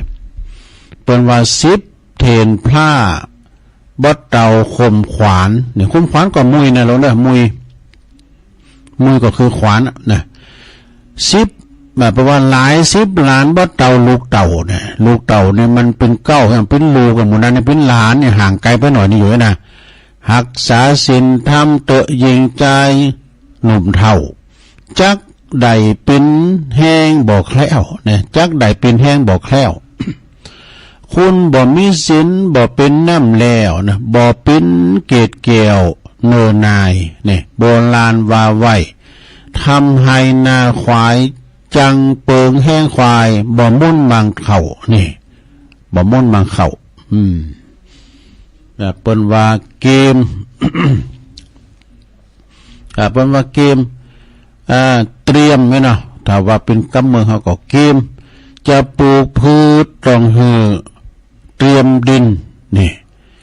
หากจะต้องกินก็เตรียมอาหารถ้าจะพัฒนาการต้องเตรียมเคียงประชาชนเนาะจะพัฒนาคนต้องพัฒนาจิตใจจะพัฒนาไผก็ต้องพัฒนาตนเองก่อน อันนี้เป็นเป็นอย่างอีเนาะแหมกำเอากำว่ายากำเนาะยาในหลายอย่างยาไม่ใช่ว่ายาสามีภรรยานะอันนี้เป็นว่ายาห้ามเป็นว่าหันเป็นมียาไปไข่ใดเด้กันเนาะหันเป็นอยากไล่จะไปดูแควนนี่นะเพราะว่ามีเงินล้านโกดล้านแสนอย่าไปอวดคนหลายเนี่ยแล้วก็มีในธนาคารนะหมื่นปลายแล้วนะอีน่ะมีหัน8,000ในธนาคารนี่นะเป็นบดีโอดนะมีเงินโกดเงินแสนจะไปอวดกันไปอวดคนหลายไหนเดิมมันไม่ยืมแล้วกะมีงัวมีควายจะไปถามขาทำฟันน่ะซะท่านะมีงัวมีควายนะเมื่อก่อนบอกโอ้ไม่รับหวานมึง มันหวานไปเลยงัวควายนะงัวควายมันก็หูกำคุณนะมีงัวควายอย่าไปถามขาถ้ามีจ้างมีมากก็อย่าไปทำฟันแบบดูไปทำฟันนะแล้วแปลว่าหันปนพิษกันจะไปไก่เนี่ยไปขอไปไก่เนอะดิมนี้ได้เป็นพยานบ่นะเนี่ยหันคุณใบอย่าไปอย่าได้ฟูจ้าเนี่ยอย่าได้ฟูอูจ้าปนปิ้นใบว่าอะไรนะหันคุณมีพยาให้มันไปสู่นี่หันบันดินนะปากก็มันไปสู่การหันเป็นกินลาบกินหลู่ว่าบ้าใจการบ่หูหือถามการบ่งามหือแต้มนี่การบ่แจ่มแจ้งก็หือปัสสลีว่ะแล้วก็คุณลืมนี่จะไปหือยืมซ้ำปอสอง ไปลืมนี่ลืมสินนะลงเด้อนะยืมมันไผมาดึงหูแก่ใจเขานะเขายืมเปิ้นเนี่ยว่าเปิ้นย่ำลืมเขาจะลืมเขาไปคุ้นยืมนะบางคนในปุโตยืมจะตั้งแล้วก็ดึมหืมแล้วกันป้าเขาน่ะบ่ลืมนั่นเอาไว้ให้กันเนาะเอาไว้ให้กันหน่อยตบแข้งตบขานี่จ้างเขาวางง่ายลืมนะอันนั้นลืมนะมันปล่อยมันมีกันเนาะมีแต่ทำเดี๋ยวไหนก็มีก็มาอู่กันเนาะมันยืนอยู่หน้ากันใดหรอกเอาเรื่องเศรษฐีมาอู่กันนะลงเด้ออนันตเศรษฐีขิจิเป็นจะได้นะลองฟังพอนะลงเด้อเป็นนิทานชาดกนะก็อนันตเศรษฐีนี่เป็นมหาเศรษฐีมีสมบัติถึง80 โกฏแต่ว่าขีดจีขีดเหนียวขีดจีขีดเหนียว ได้ฝังสมบัติไว้ถึง4-5 แห่งเอาสมบัติไปเดียวว่าลูกเมก็หูเอาไปฝังแต่ไหนตัวเก่าหูคนเดียวมี5 คุ้มกับ5 คุ้มสมบัติน่ะเมื่อก่อนนี่เปิ้นมีธนาคารศรัทธาญาติโยมทั้งหลายเปิ้นจะเอาไปฝังดินไว้ก็เอาใส่องค์ใส่ให้ฝังดินไว้ก็อีน่ะก่อนเปิ้นมีธนาคารเนาะเวลาอนันตเศรษฐีถึงแก่ความตายเสียแก่ชีวิตไปวะ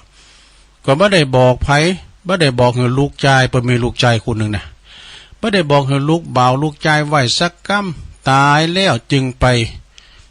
ปฏิสนธินะถือปฏิสนธิคือเข้าต้องจิตเข้าต้องของนางหญิงจันทานคนหนึ่งหญิงจันทานนี่ก็คือเป็นกำเบิ่งหมอขอกินกับพี่น้องเจ้าบ้านนะดู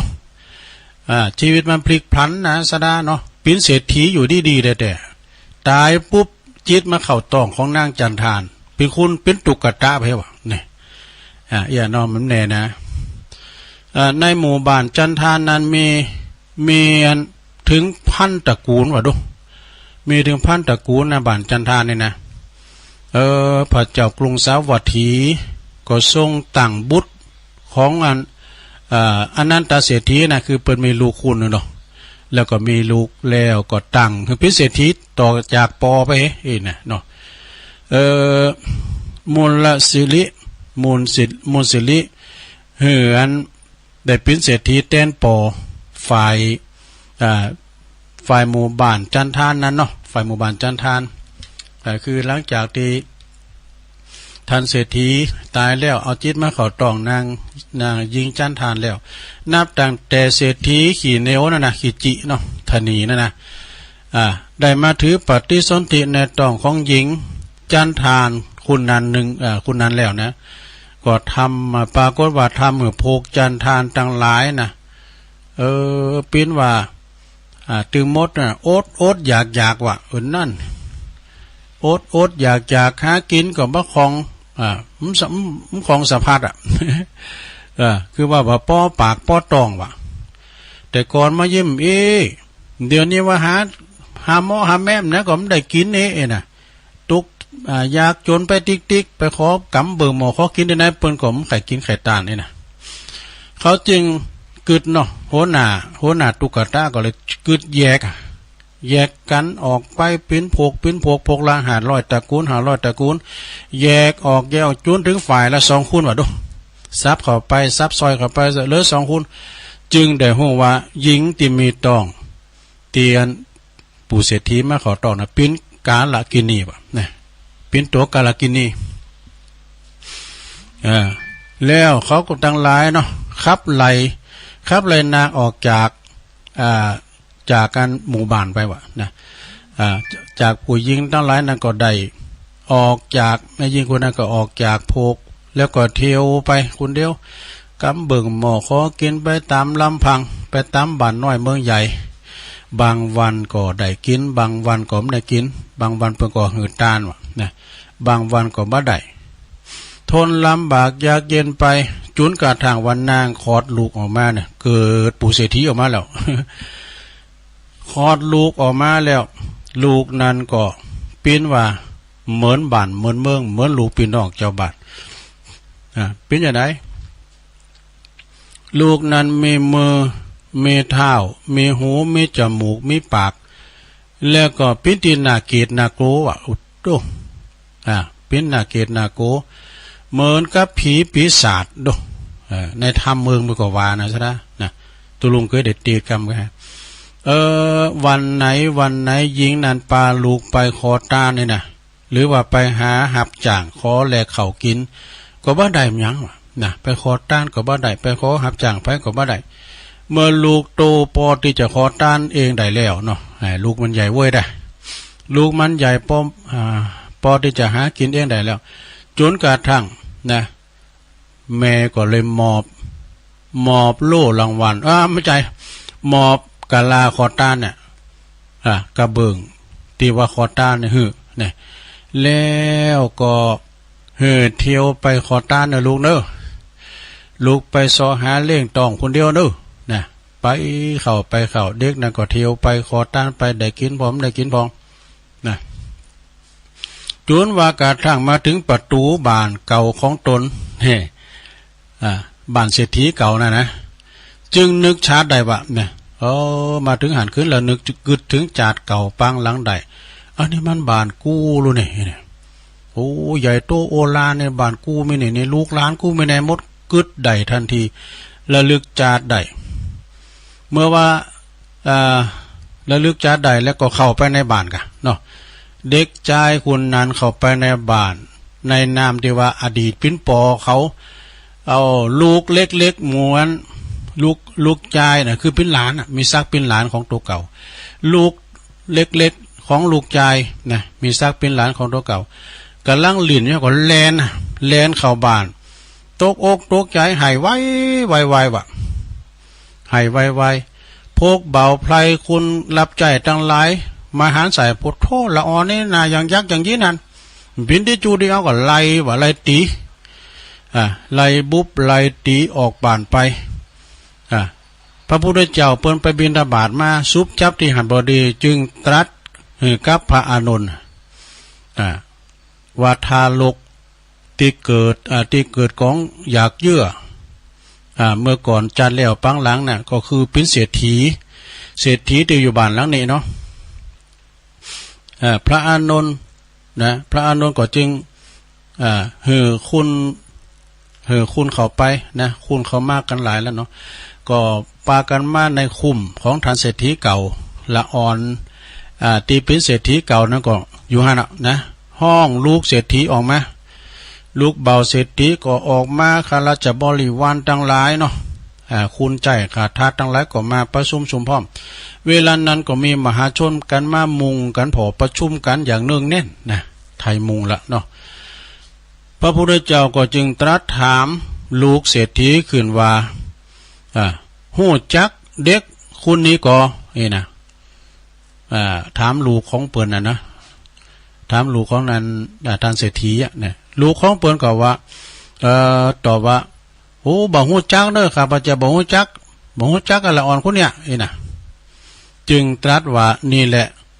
เป็นอนันตเศรษฐีบิดาของเธอเองในจัดแล้วปังหลังนะลูกเศรษฐีก็ไม่เจอบ่เจอติ้มเจอตายมันเปลี่ยนไปไม่ได้บ่เจอก็จึงตรัสว่าพระพุทธเจ้าก็ตรัสว่าถ้าอย่างนั้นนะอนันตเศรษฐีเจ้าจงบอกคุ้มทรัพย์ทางหาคุ้มนะหรอเจ้าเอาไปฝังไว้ที่ใดนะลองไปบอกว่าเราคุ้มทรัพย์คุ้มสมบัติทั้งหลายน่ะหาคุ้มเนี่ยบอกให้แก่ลูกของเจ้าว่าอยู่ตีนไหนเอาฝังไว้แต่ใดนะเด็กตีนนาเกตนากูนะมีซักเป็นปอลูก ก็ไปบอกว่าลูกชายจริงๆนะไปบอกให้ลูกชายจริงๆนะจัดแล้วนะแล้วก็ประกาศตัวว่าขอบอกว่าลูกเอ้ยมาน่ะตัวอีปอมาเนี่ยเนาะเอาขอบุกมาด้วย เอาขอบุกมาด้วยนะนี่คุ้มนึงเด้อนะคุ้มแมงมันใจ นี่คุ้มนึงเด้อนะไปจี้กว่านี่คุ้มเอาคุด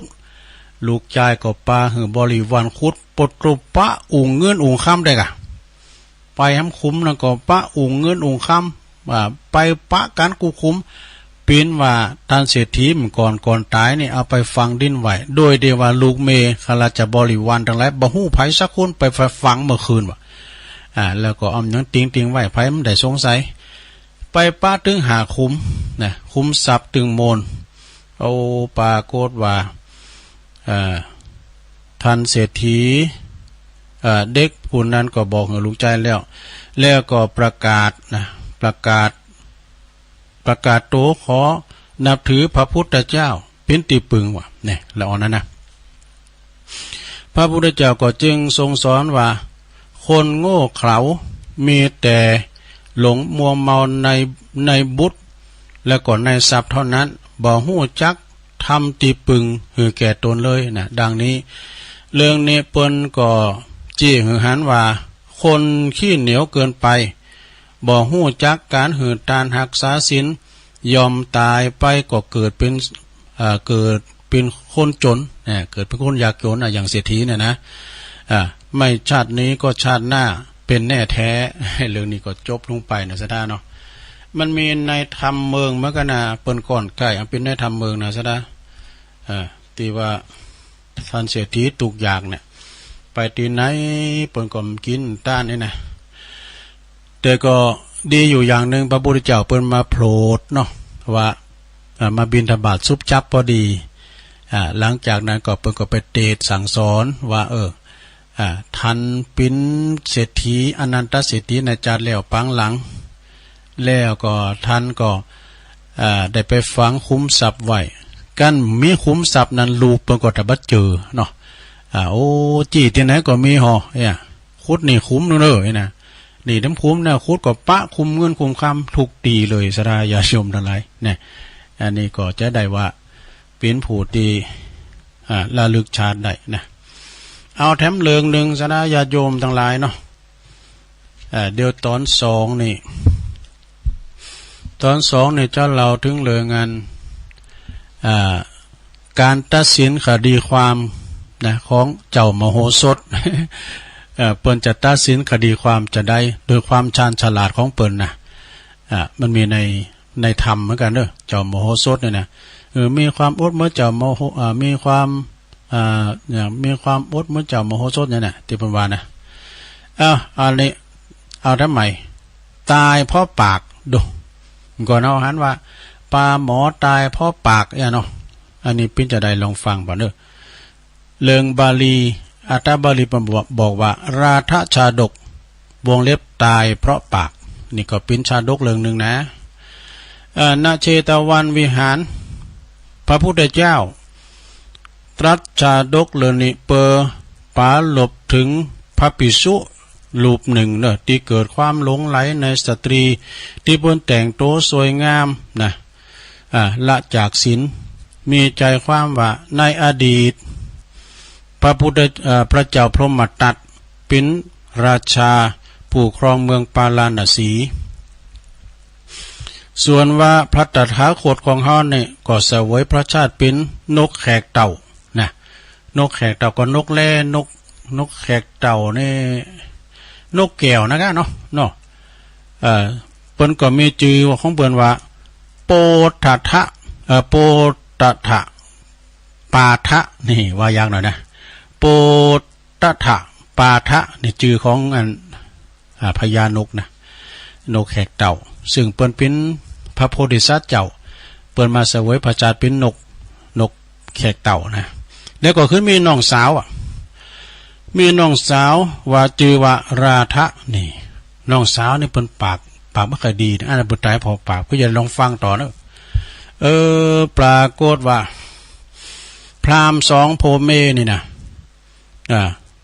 ทั้งสองนี่ก็เปิ้นเล่งดูเปิ้นเล่งดู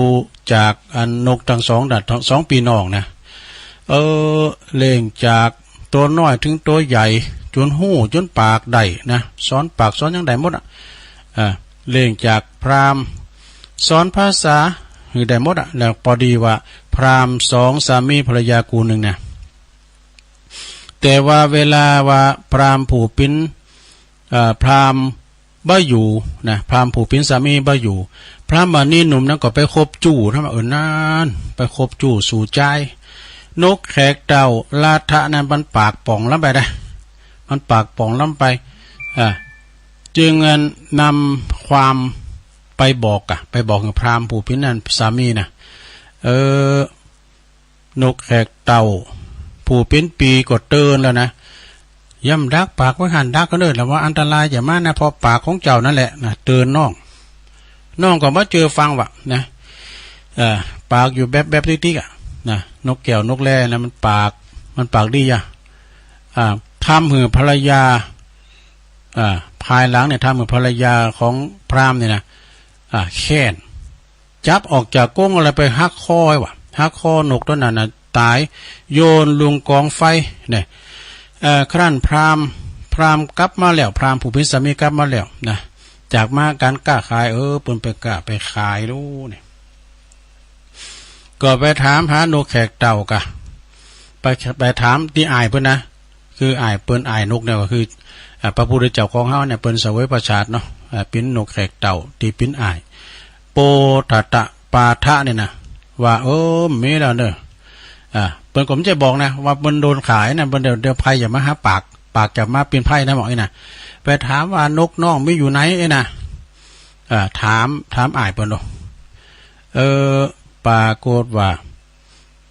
นกแลนกแขกเต่าผู้เป็นนั้นเป็นปีนะเปิ้นก็บอกว่าผู้ที่มีศีลยอมบักกล่าวถึงการละทำของผู้อื่นเนี่ยคือการกระทำของผู้อื่นคือหมายความว่าบอกปี้ปากบอกผู้มีศีลเปิดว่าเปิ้นมีศีลในตัวของเปิ้นละนะว่าเพราะอำนาจเพราะอาจจะนำภัยมาสู่ตนได้นะกล่าวดังนั้นแล้วนกแขกเต่าผู้เป็นปีนะก็บินไปสู่ป่าอยู่ดังเดิมเนี่ยอยู่ที่ป่าเขาให้มาปานเหมือนเดิมนะเรื่องนี้เพิ่นก็บอกว่าการละต่อมานกแขกเต่านั้นนะก็คือลาถะคือลาถะพามเนี่ยก็เป็นอานนท์พระอานนท์เนาะส่วนว่าปาทะนั่นก็คือองค์พระตถาคตข้อคิดเรื่องนี้เปิ้นก็บอกว่าการกล่าวถึงผู้อื่นโดยต่างเสียหายนี่ก็จะนำภัยมาสู่ตนเองเนี่ยเรื่องนี้ก็จบลงไปซะท่าจบลงไปเกี่ยวกับปากเนาะตายเพราะปากแปลว่าปลาหมอตายเพราะปากถ้าถึงภัยที่จะมาเฮานะดักตุ่มหิไว้นะลงเด้อตุ่มหิก็คือยุดแบบปากละ เดี๋ยวจะไปเป็นสักขีพยานบนไต่ถามเขามึงฮู้มาจากไหนเห็นน่ะก็แม่แก้วนะไง จะสมมาจะแม่แก้วบ่เฮานะ ก็จบลงไปในนิทานเล็กๆน้อยๆลงเด้อตายเพราะปากนี่หลายอย่างได้ตายเพราะปากนะเต่าก็ตายเพราะปากนะบ่รู้เปิ้นคือกาบไหม้อยู่บนอากาศจะไปปากอาปากจะแถลงข่าวทั้งอากาศก็ปากก็รุดจากไหม้ตกมาตายเสร็จตายเพราะปากเนาะเอานี่มาวามกันกันลงเอ้ย วันนี้จะอู่ถึงเรื่องตุงเนาะตุงในเวลาเราไปทำบุญที่ไหนก็ตามไปกินไปเข้ากำก็ดีเพราะจะมีตุงตุงมีสองอย่างอันตุงที่เป็นใส่ปัจจัยใบซาวเอาไปแลกกันตำต่อตำเนี่ยตุงเนี่ยว่าหมอกับให้สักบาทเด็กกับให้บุญ ตุงนี่เป็นเอาเป็นตุงหอยไปเรียกว่าตุงลอยฟ้าก็ได้ผ้าป่าลอยฟ้าก็ได้นี่ตานตุงนี่นะแล้วก็ตุงสามหางนี่ตุงอันตรายดู แล้วก็ตุง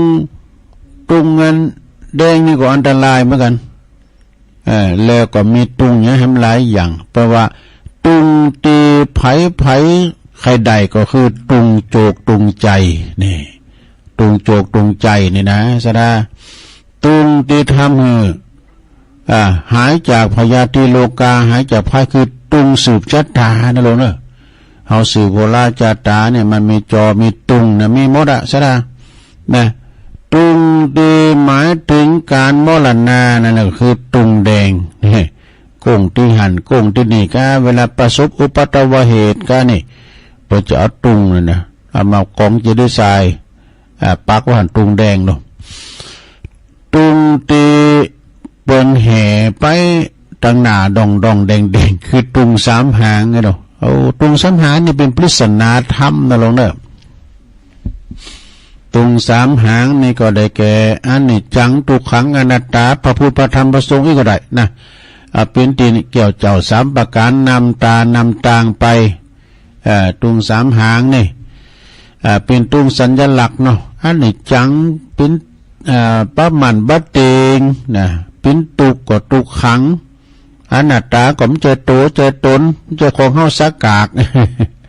อันนี้เป็นตุงแห่งไตรลักษณ์อันนี้จังทุกขังอนัตตานะตุงสามหางเนี่ยนะแล้วก็ตุงที่มีสีต่างๆนี่ก็คือตุงใจขึ้นเต้าตั้งสีนะเนาะตุงขึ้นเต้าตั้งสี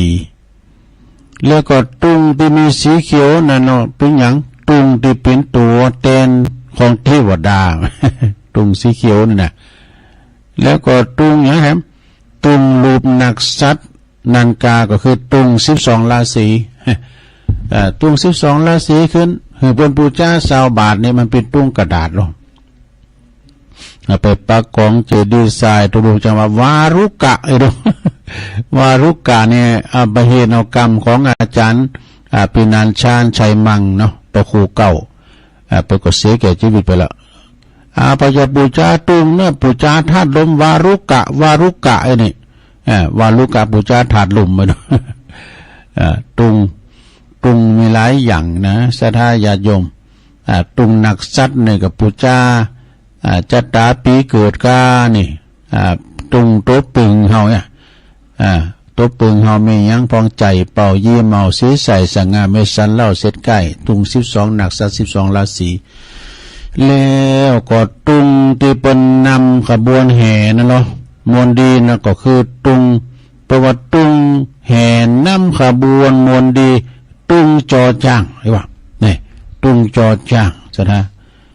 แล้วก็ตุงจอจ้างแล้วมาเนี่ยตุงแหงลังงางก็คือตุงที่คนเตียวต่างบัสือ ตุง3 หางสำเติมก็เอาขี้เหล่าก็ไอ้นะเอาไปเอานำตามมาก่อนเปิ้นเพื่อเลี้ยวหลังด้วยกำตุ้งน่ะไปต่างหน้าที่ดินแล้วก็มันพอมันไปหันมาเปิ้นเพื่อพอนี่มันก็เตียวไปน่ะที่บุตรรูปปอยย่างปอหายมอยก็ภาษายืมมาด้วยก็ตัวเตียวของบุตรฟังเคืองเปิ้นแห่มาไกลไว้จ้อยไวไปต่างหน้าที่เตี้ยไปนอนถ่ายบ่ ตรงติเตียวไปซื้อนะแล้วก็ตุงที่เฮาไปซื้อนั่นก็คือตุงในกาดนี่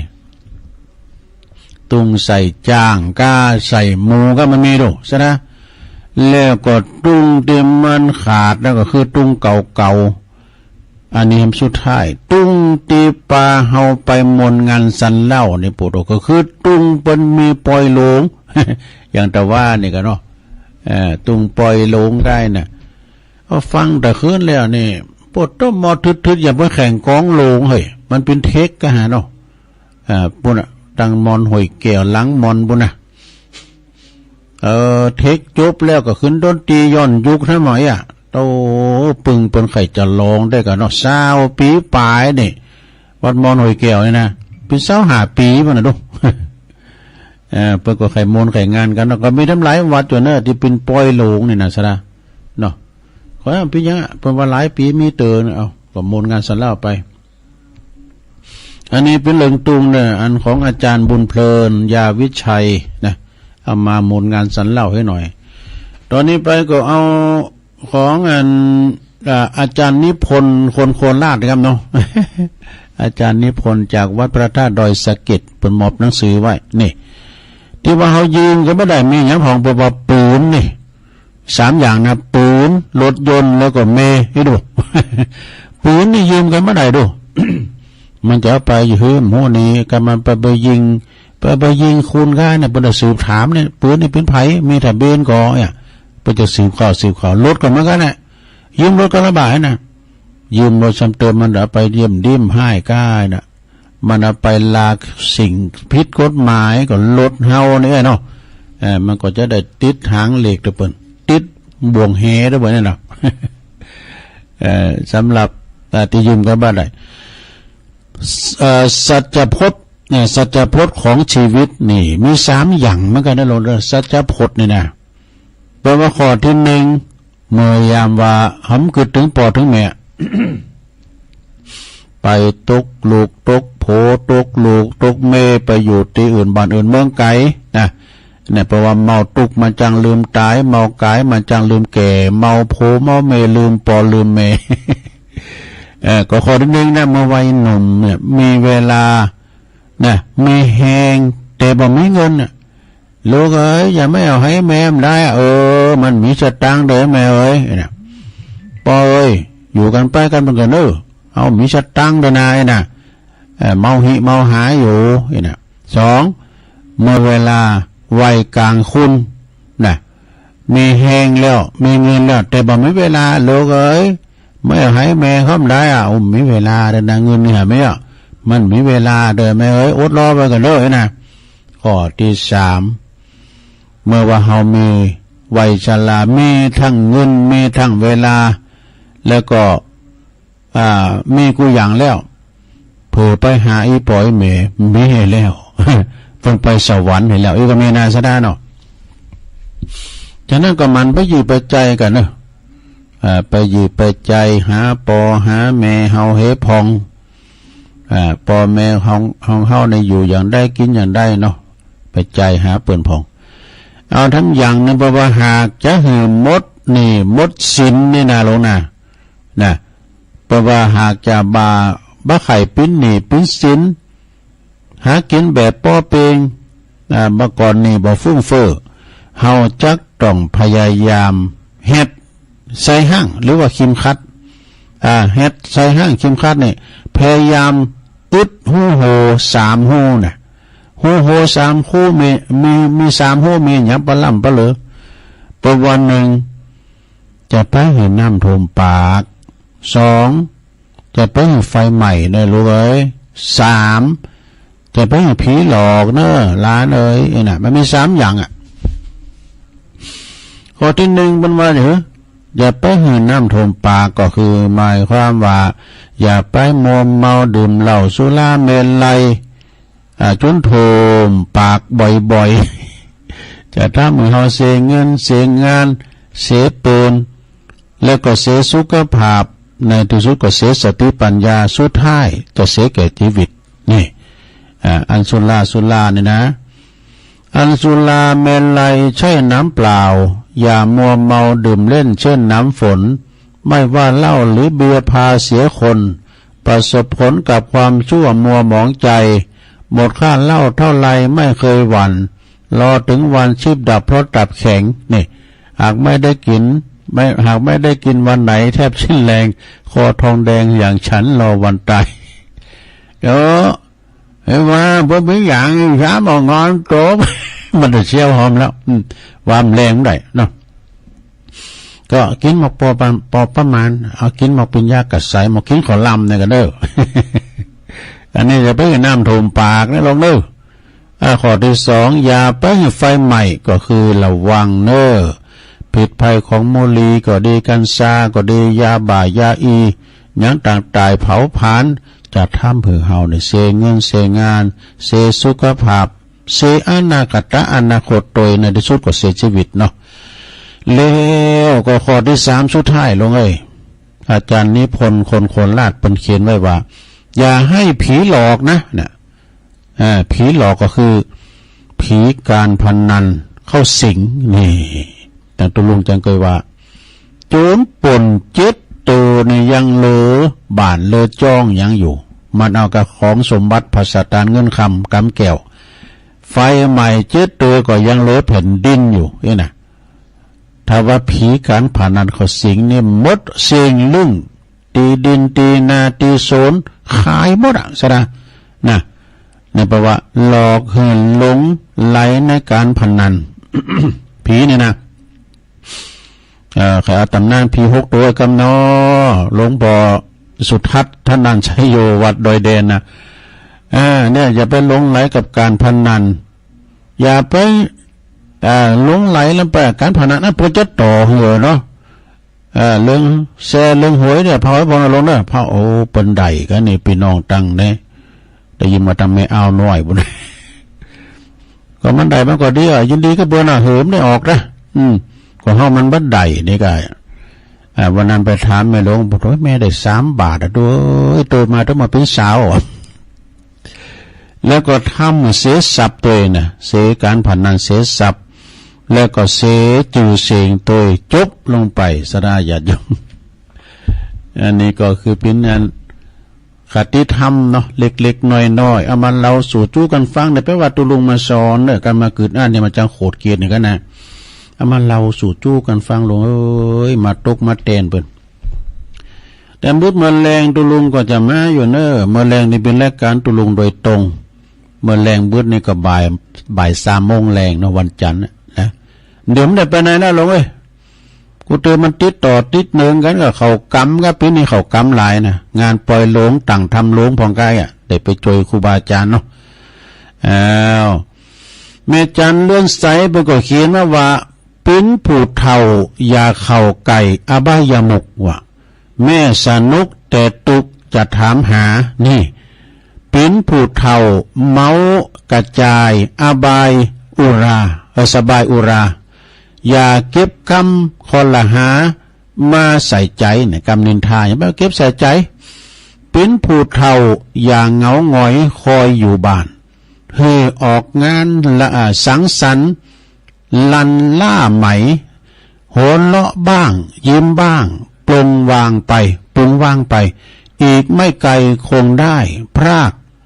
จำจากลา อันนี้คติธรรมของแม่จันเลื่อนสายเวงตาการเนอะขออนุโมทนาด้วย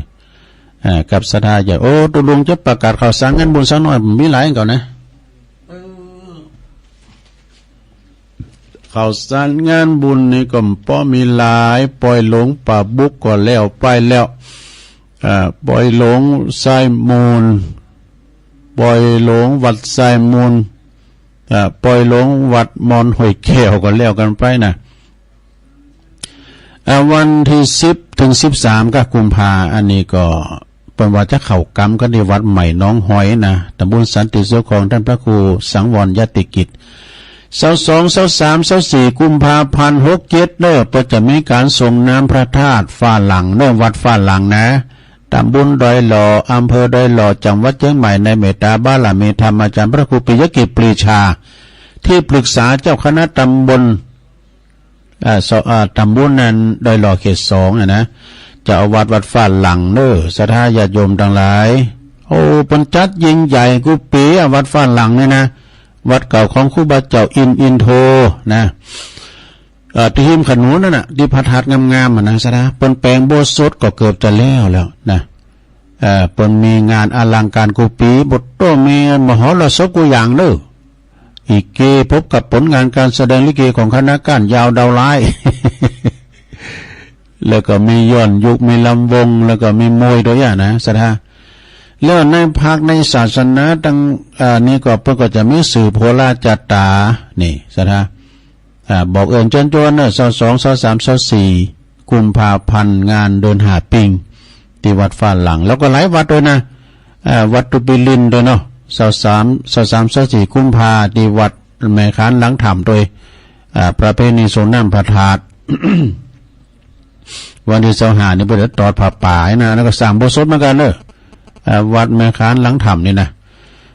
ตุปีอาจารย์นลินทร์โลจโนแล้วก็วัดแพโปงเด้อป้านันอ้ายแพโปงเนี่ยเพิ่นโทรมาหาตุลุงปะหลงนิกรแล้วก็นะคำลือเกียรติตุปีบอนเขา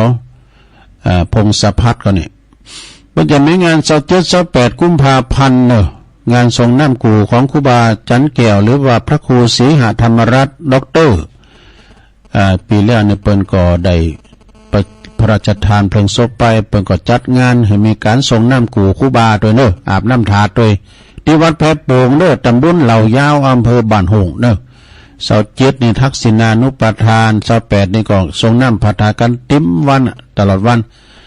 งานนี้ก็ได้รับนิมนต์จากปนัดอ้ายนะแล้วก็ตุปีบอลตุปีเสแดงด้วยเนาะตุปีแดงด้วยไปกินไปตามด้วยกันเด้อ27 28ที่วัดแพโป่งตำบลเหล่ายาวอำเภอบ้านโฮงเนาะแล้วก็มีงาน22 23 24นี่เพิ่นจะมีปล่อยโลงกันนะมาซุบจับว่าล่ะพาสุกใจเลินเนี่ยตุ่นไปก่อนนิมนต์ไหว้เด้อมันมาซุบจับตำบุญเดียวกันนะตุ่นเอ้ยซุบจับตำบุญเดียวกันตัวตุลงทำได้ไปครับเพิ่นจะมีปล่อยโลงที่วัดตาตุ่มเด้อวัดตาตุ่มโลงนี่นะ23 24 22 23 24เนี่ยปล่อยลงซุ้มประตูมันเป็นซุ้มประตูงามแหละนะวัดตาตุมตำบลตาตุมนี่นะในเมตตาธรรมอาจารย์พระครูอาจารย์วัดพิสุทธิ์แล้วก็ท่านรองจำลงจันทโสโตปล่อยลงวัดก็นี่ใจพลก็นี่ไปจะปล่อยลงก็ไปกินไปตางกันเด้อ ไปรวมบุญกุศลไปหอมกินหอมตานกันอย่างว่านะโอ้ว่าในปนปล่อยลวงแตกตั้งบ้านตั้งจอนี่ปุ๊บโอ้ตั้งโต๊ะตั้งเต้นกันเอากันเอากันได้เลยมีเครื่องตั้งมาเครื่องเสียงมาเราเปิดกันถึงนี่มีคาราโอเกะ คุณไทยมาถามลุงหลวงพ่องานอะไรออกปัจจัย20 บาทกินได้ทั้งวันก็ไปมีอย่างกว่างานปล่อยลวงนะไง แต่ปูนน้ำเลือดเนี่ยโมในกุมภาพันธ์เหมือนกันได้21 22 23 24งานปล่อยหลวงเหมือนกันเด้อปูนจอปล่อยหลวงผัดถาดชาเวดากองจำลองที่วัดดอนจันทร์วัดเวงเป่านะ เป็นวัดเก่าวัดเดิมวัดบ้านเกิดของอาจารย์พระครูอภิวัฒนวิกรมตัวอันนี้แม่โป่งแล้วบ้านนอตุอุ้ยเนาะแม่โป่งวัดแม่โป่งดอยสะเก็ดนี่วัดของตุอุ้ยแล้วไปละวันที่1 เมษายนเนอะก็ส่งน้ำพระธาตุเจดีย์ที่วัดสันเมืองเนอะส่งน้ำพระธาตุเจดีย์พบโชคทวีศรีสันเมืองบนจะเริ่มตั้งแต่วันที่32ค่ะ31กันเนาะก่อนเดือนเมษายนนี่มันเดินอยู่มีนาเนาะ31 มีนา32แต่มีตัว31เนี่ยเป็นก็จะมีการทักษิณานุปทานเนอะ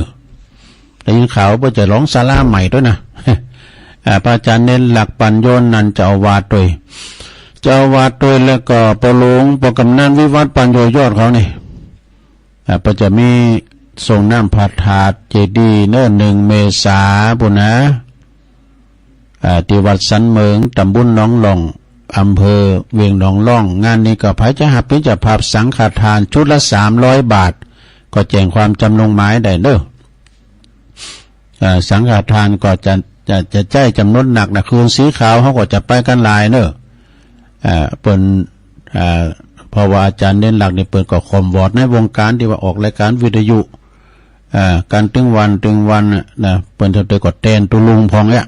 แทนท่านพระครูแทนท่านมหาพองก็ไปโฮมกินโฮมตานการที่วัดสันเมืองเนอะตำบลหนองหล่องอำเภอเวียงหนองล่องเนาะปัดต้องประกาศเรื่อง13-14 กุมภาพันธ์วัดป่าต้องคันธารามเนอะป่าต้องนี่เปิ้นจะมีงานทรงน้ำพระธาตุทรงน้ำหลวงพ่อทันใจในวันที่13-14 กุมภาพันธ์ที่วัดป่าต้องคันธารามตำบลตาตุ่มอำเภอป่าสร้างเนอะในเมตตาบารมีธรรมอาจารย์พระครูสุคนทศิลวิมลเจ้าคณะตำบลตาตุ่มเจ้าวัดป่าต้องคันธารามตุปีลงเขานะตุปีวานเขานะตุลุงก็ได้รับนิมนต์จากอาจารย์พระครูโดยกับไปช่วยการช่วยงานกันเนาะไปปะกันเนี่ยประลงวันมาปินตา ท่านนายกเขาเนาะเดชาทองเพน แต่ปูนนี่มันตกกลางเวียงเนาะกลางเมืองแต่ป่าต้องเลยนะโอ้วัดปูนนี่นะสนามก็กว้างแล้วก็ไก่บานไก่จองเดินงอมเลยนะโธ่ขนุนก็ไก่นะ อย่างวัดฝรั่งนี่กันเนาะถนนบนไก่มันก็ถึงงอมนะแล้วก็ไม่งานในแถมนี่หาปิ้งเหมือนกันเนาะที่วัดตุปีบอนเขานะที่วัดหนองลั่วเป็นก็อำเภอดอยหล่อนี่แหละตำบลยางครามเป็นก็จะไม่งานส่งน้ำพระธาตุประจำปีเปิ้นก็มาซุบเต็ดกันที่วัดฝรั่งก็เลยได้ไปหาการตุปีบอนก็นิมนต์ตุลุงเหมือนกันนะเอามาซุบเต็ดกันเนาะเอาไว้โอกาสหน้าแล้วก็อันนี้ที่สำนักปฏิบัติธรรมพระเทพสิทธาจารย์เปิ้นก็จะมีงานถวายตั้งเสนาสนะเมื่อกันในวันที่12นะประวัติทำบุญถวายศาลาพระศิวลีแล้วก็ทำบุญสำนักปฏิบัติธรรมด้วยเปิ้นก็จะมีการเจริญพระพุทธมนต์สืบชะตาด้วยแล้ววันที่11นี่เปิ้นจะมีสวดถอนด้วยนะ12ก็เป็นวันถวายทานนะตะลุมได้ไปหลวงฝ่าวัดหลวงพ่อเปิ้นจะไปโปรดเมตตาได้เมตตาธรรมอาจารย์พระอาจารย์นาทีกตปุญโญนะเจ้าสำนักปฏิบัติธรรมพระเทพสิทธาจารย์อันนี้พระทรงปฏิโมกข์เนอะอาจารย์นาทีหรือว่าท่านอาจารย์ทรงปฏิโมกข์ตัวเนาะโอ้บ่จะสิ่งเวลาแล้วเนี่ยตักตังลายก็โอ้ลืมขอเวลาขอสุมาเดินลงนะ เอาเดือดตักตังหลายก่อนเนอะพงตั้งมั่นอันนี้ท่านอาจารย์หน่อยเนอะ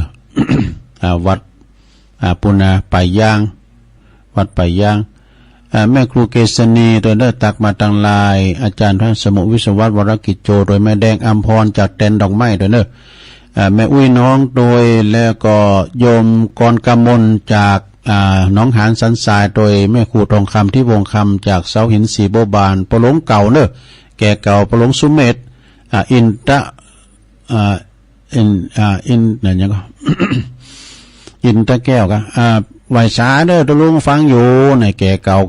แม่สลินทิพย์บุญเลิศฟังจากกรุงเทพเนอะแล้วก็พี่น้องจากวัดจากปุ้นโบกก้างสันกำแพงเนาะโยมยุพินหอมมาลาพี่น้อยฟังจากแม่โยกเนอะกลางเวงเชียงใหม่แม่เดินเพนทิมวางฟังอยู่เนอะเจ้าแม่เดินเพนเขาไปกับเขากำนะออกแล้วกันเนาะแม่ชีกันธนีสายยะเวงป่าเป่าแต่ว่าก็ปะกันอยู่ปนมาตานจะร้องเนาะแม่น้องโดยอาจารย์นิพนธ์ไหวสาครับเอาของเปิ่นมาเนาะปุ้มพยาเปิ่นบันฝากว่านี่ตุลุงก็มาออกอากาศโดยบุญส่งจากลำปาง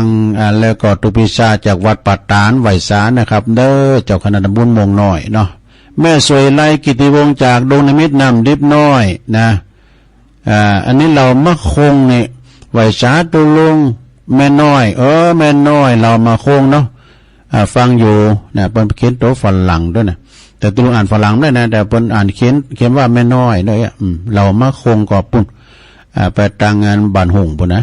แม่หลวงสุมาลังกาพินเนี่ยแม่หลวงสุมานี่ก็ฟังอยู่จากสี่แยก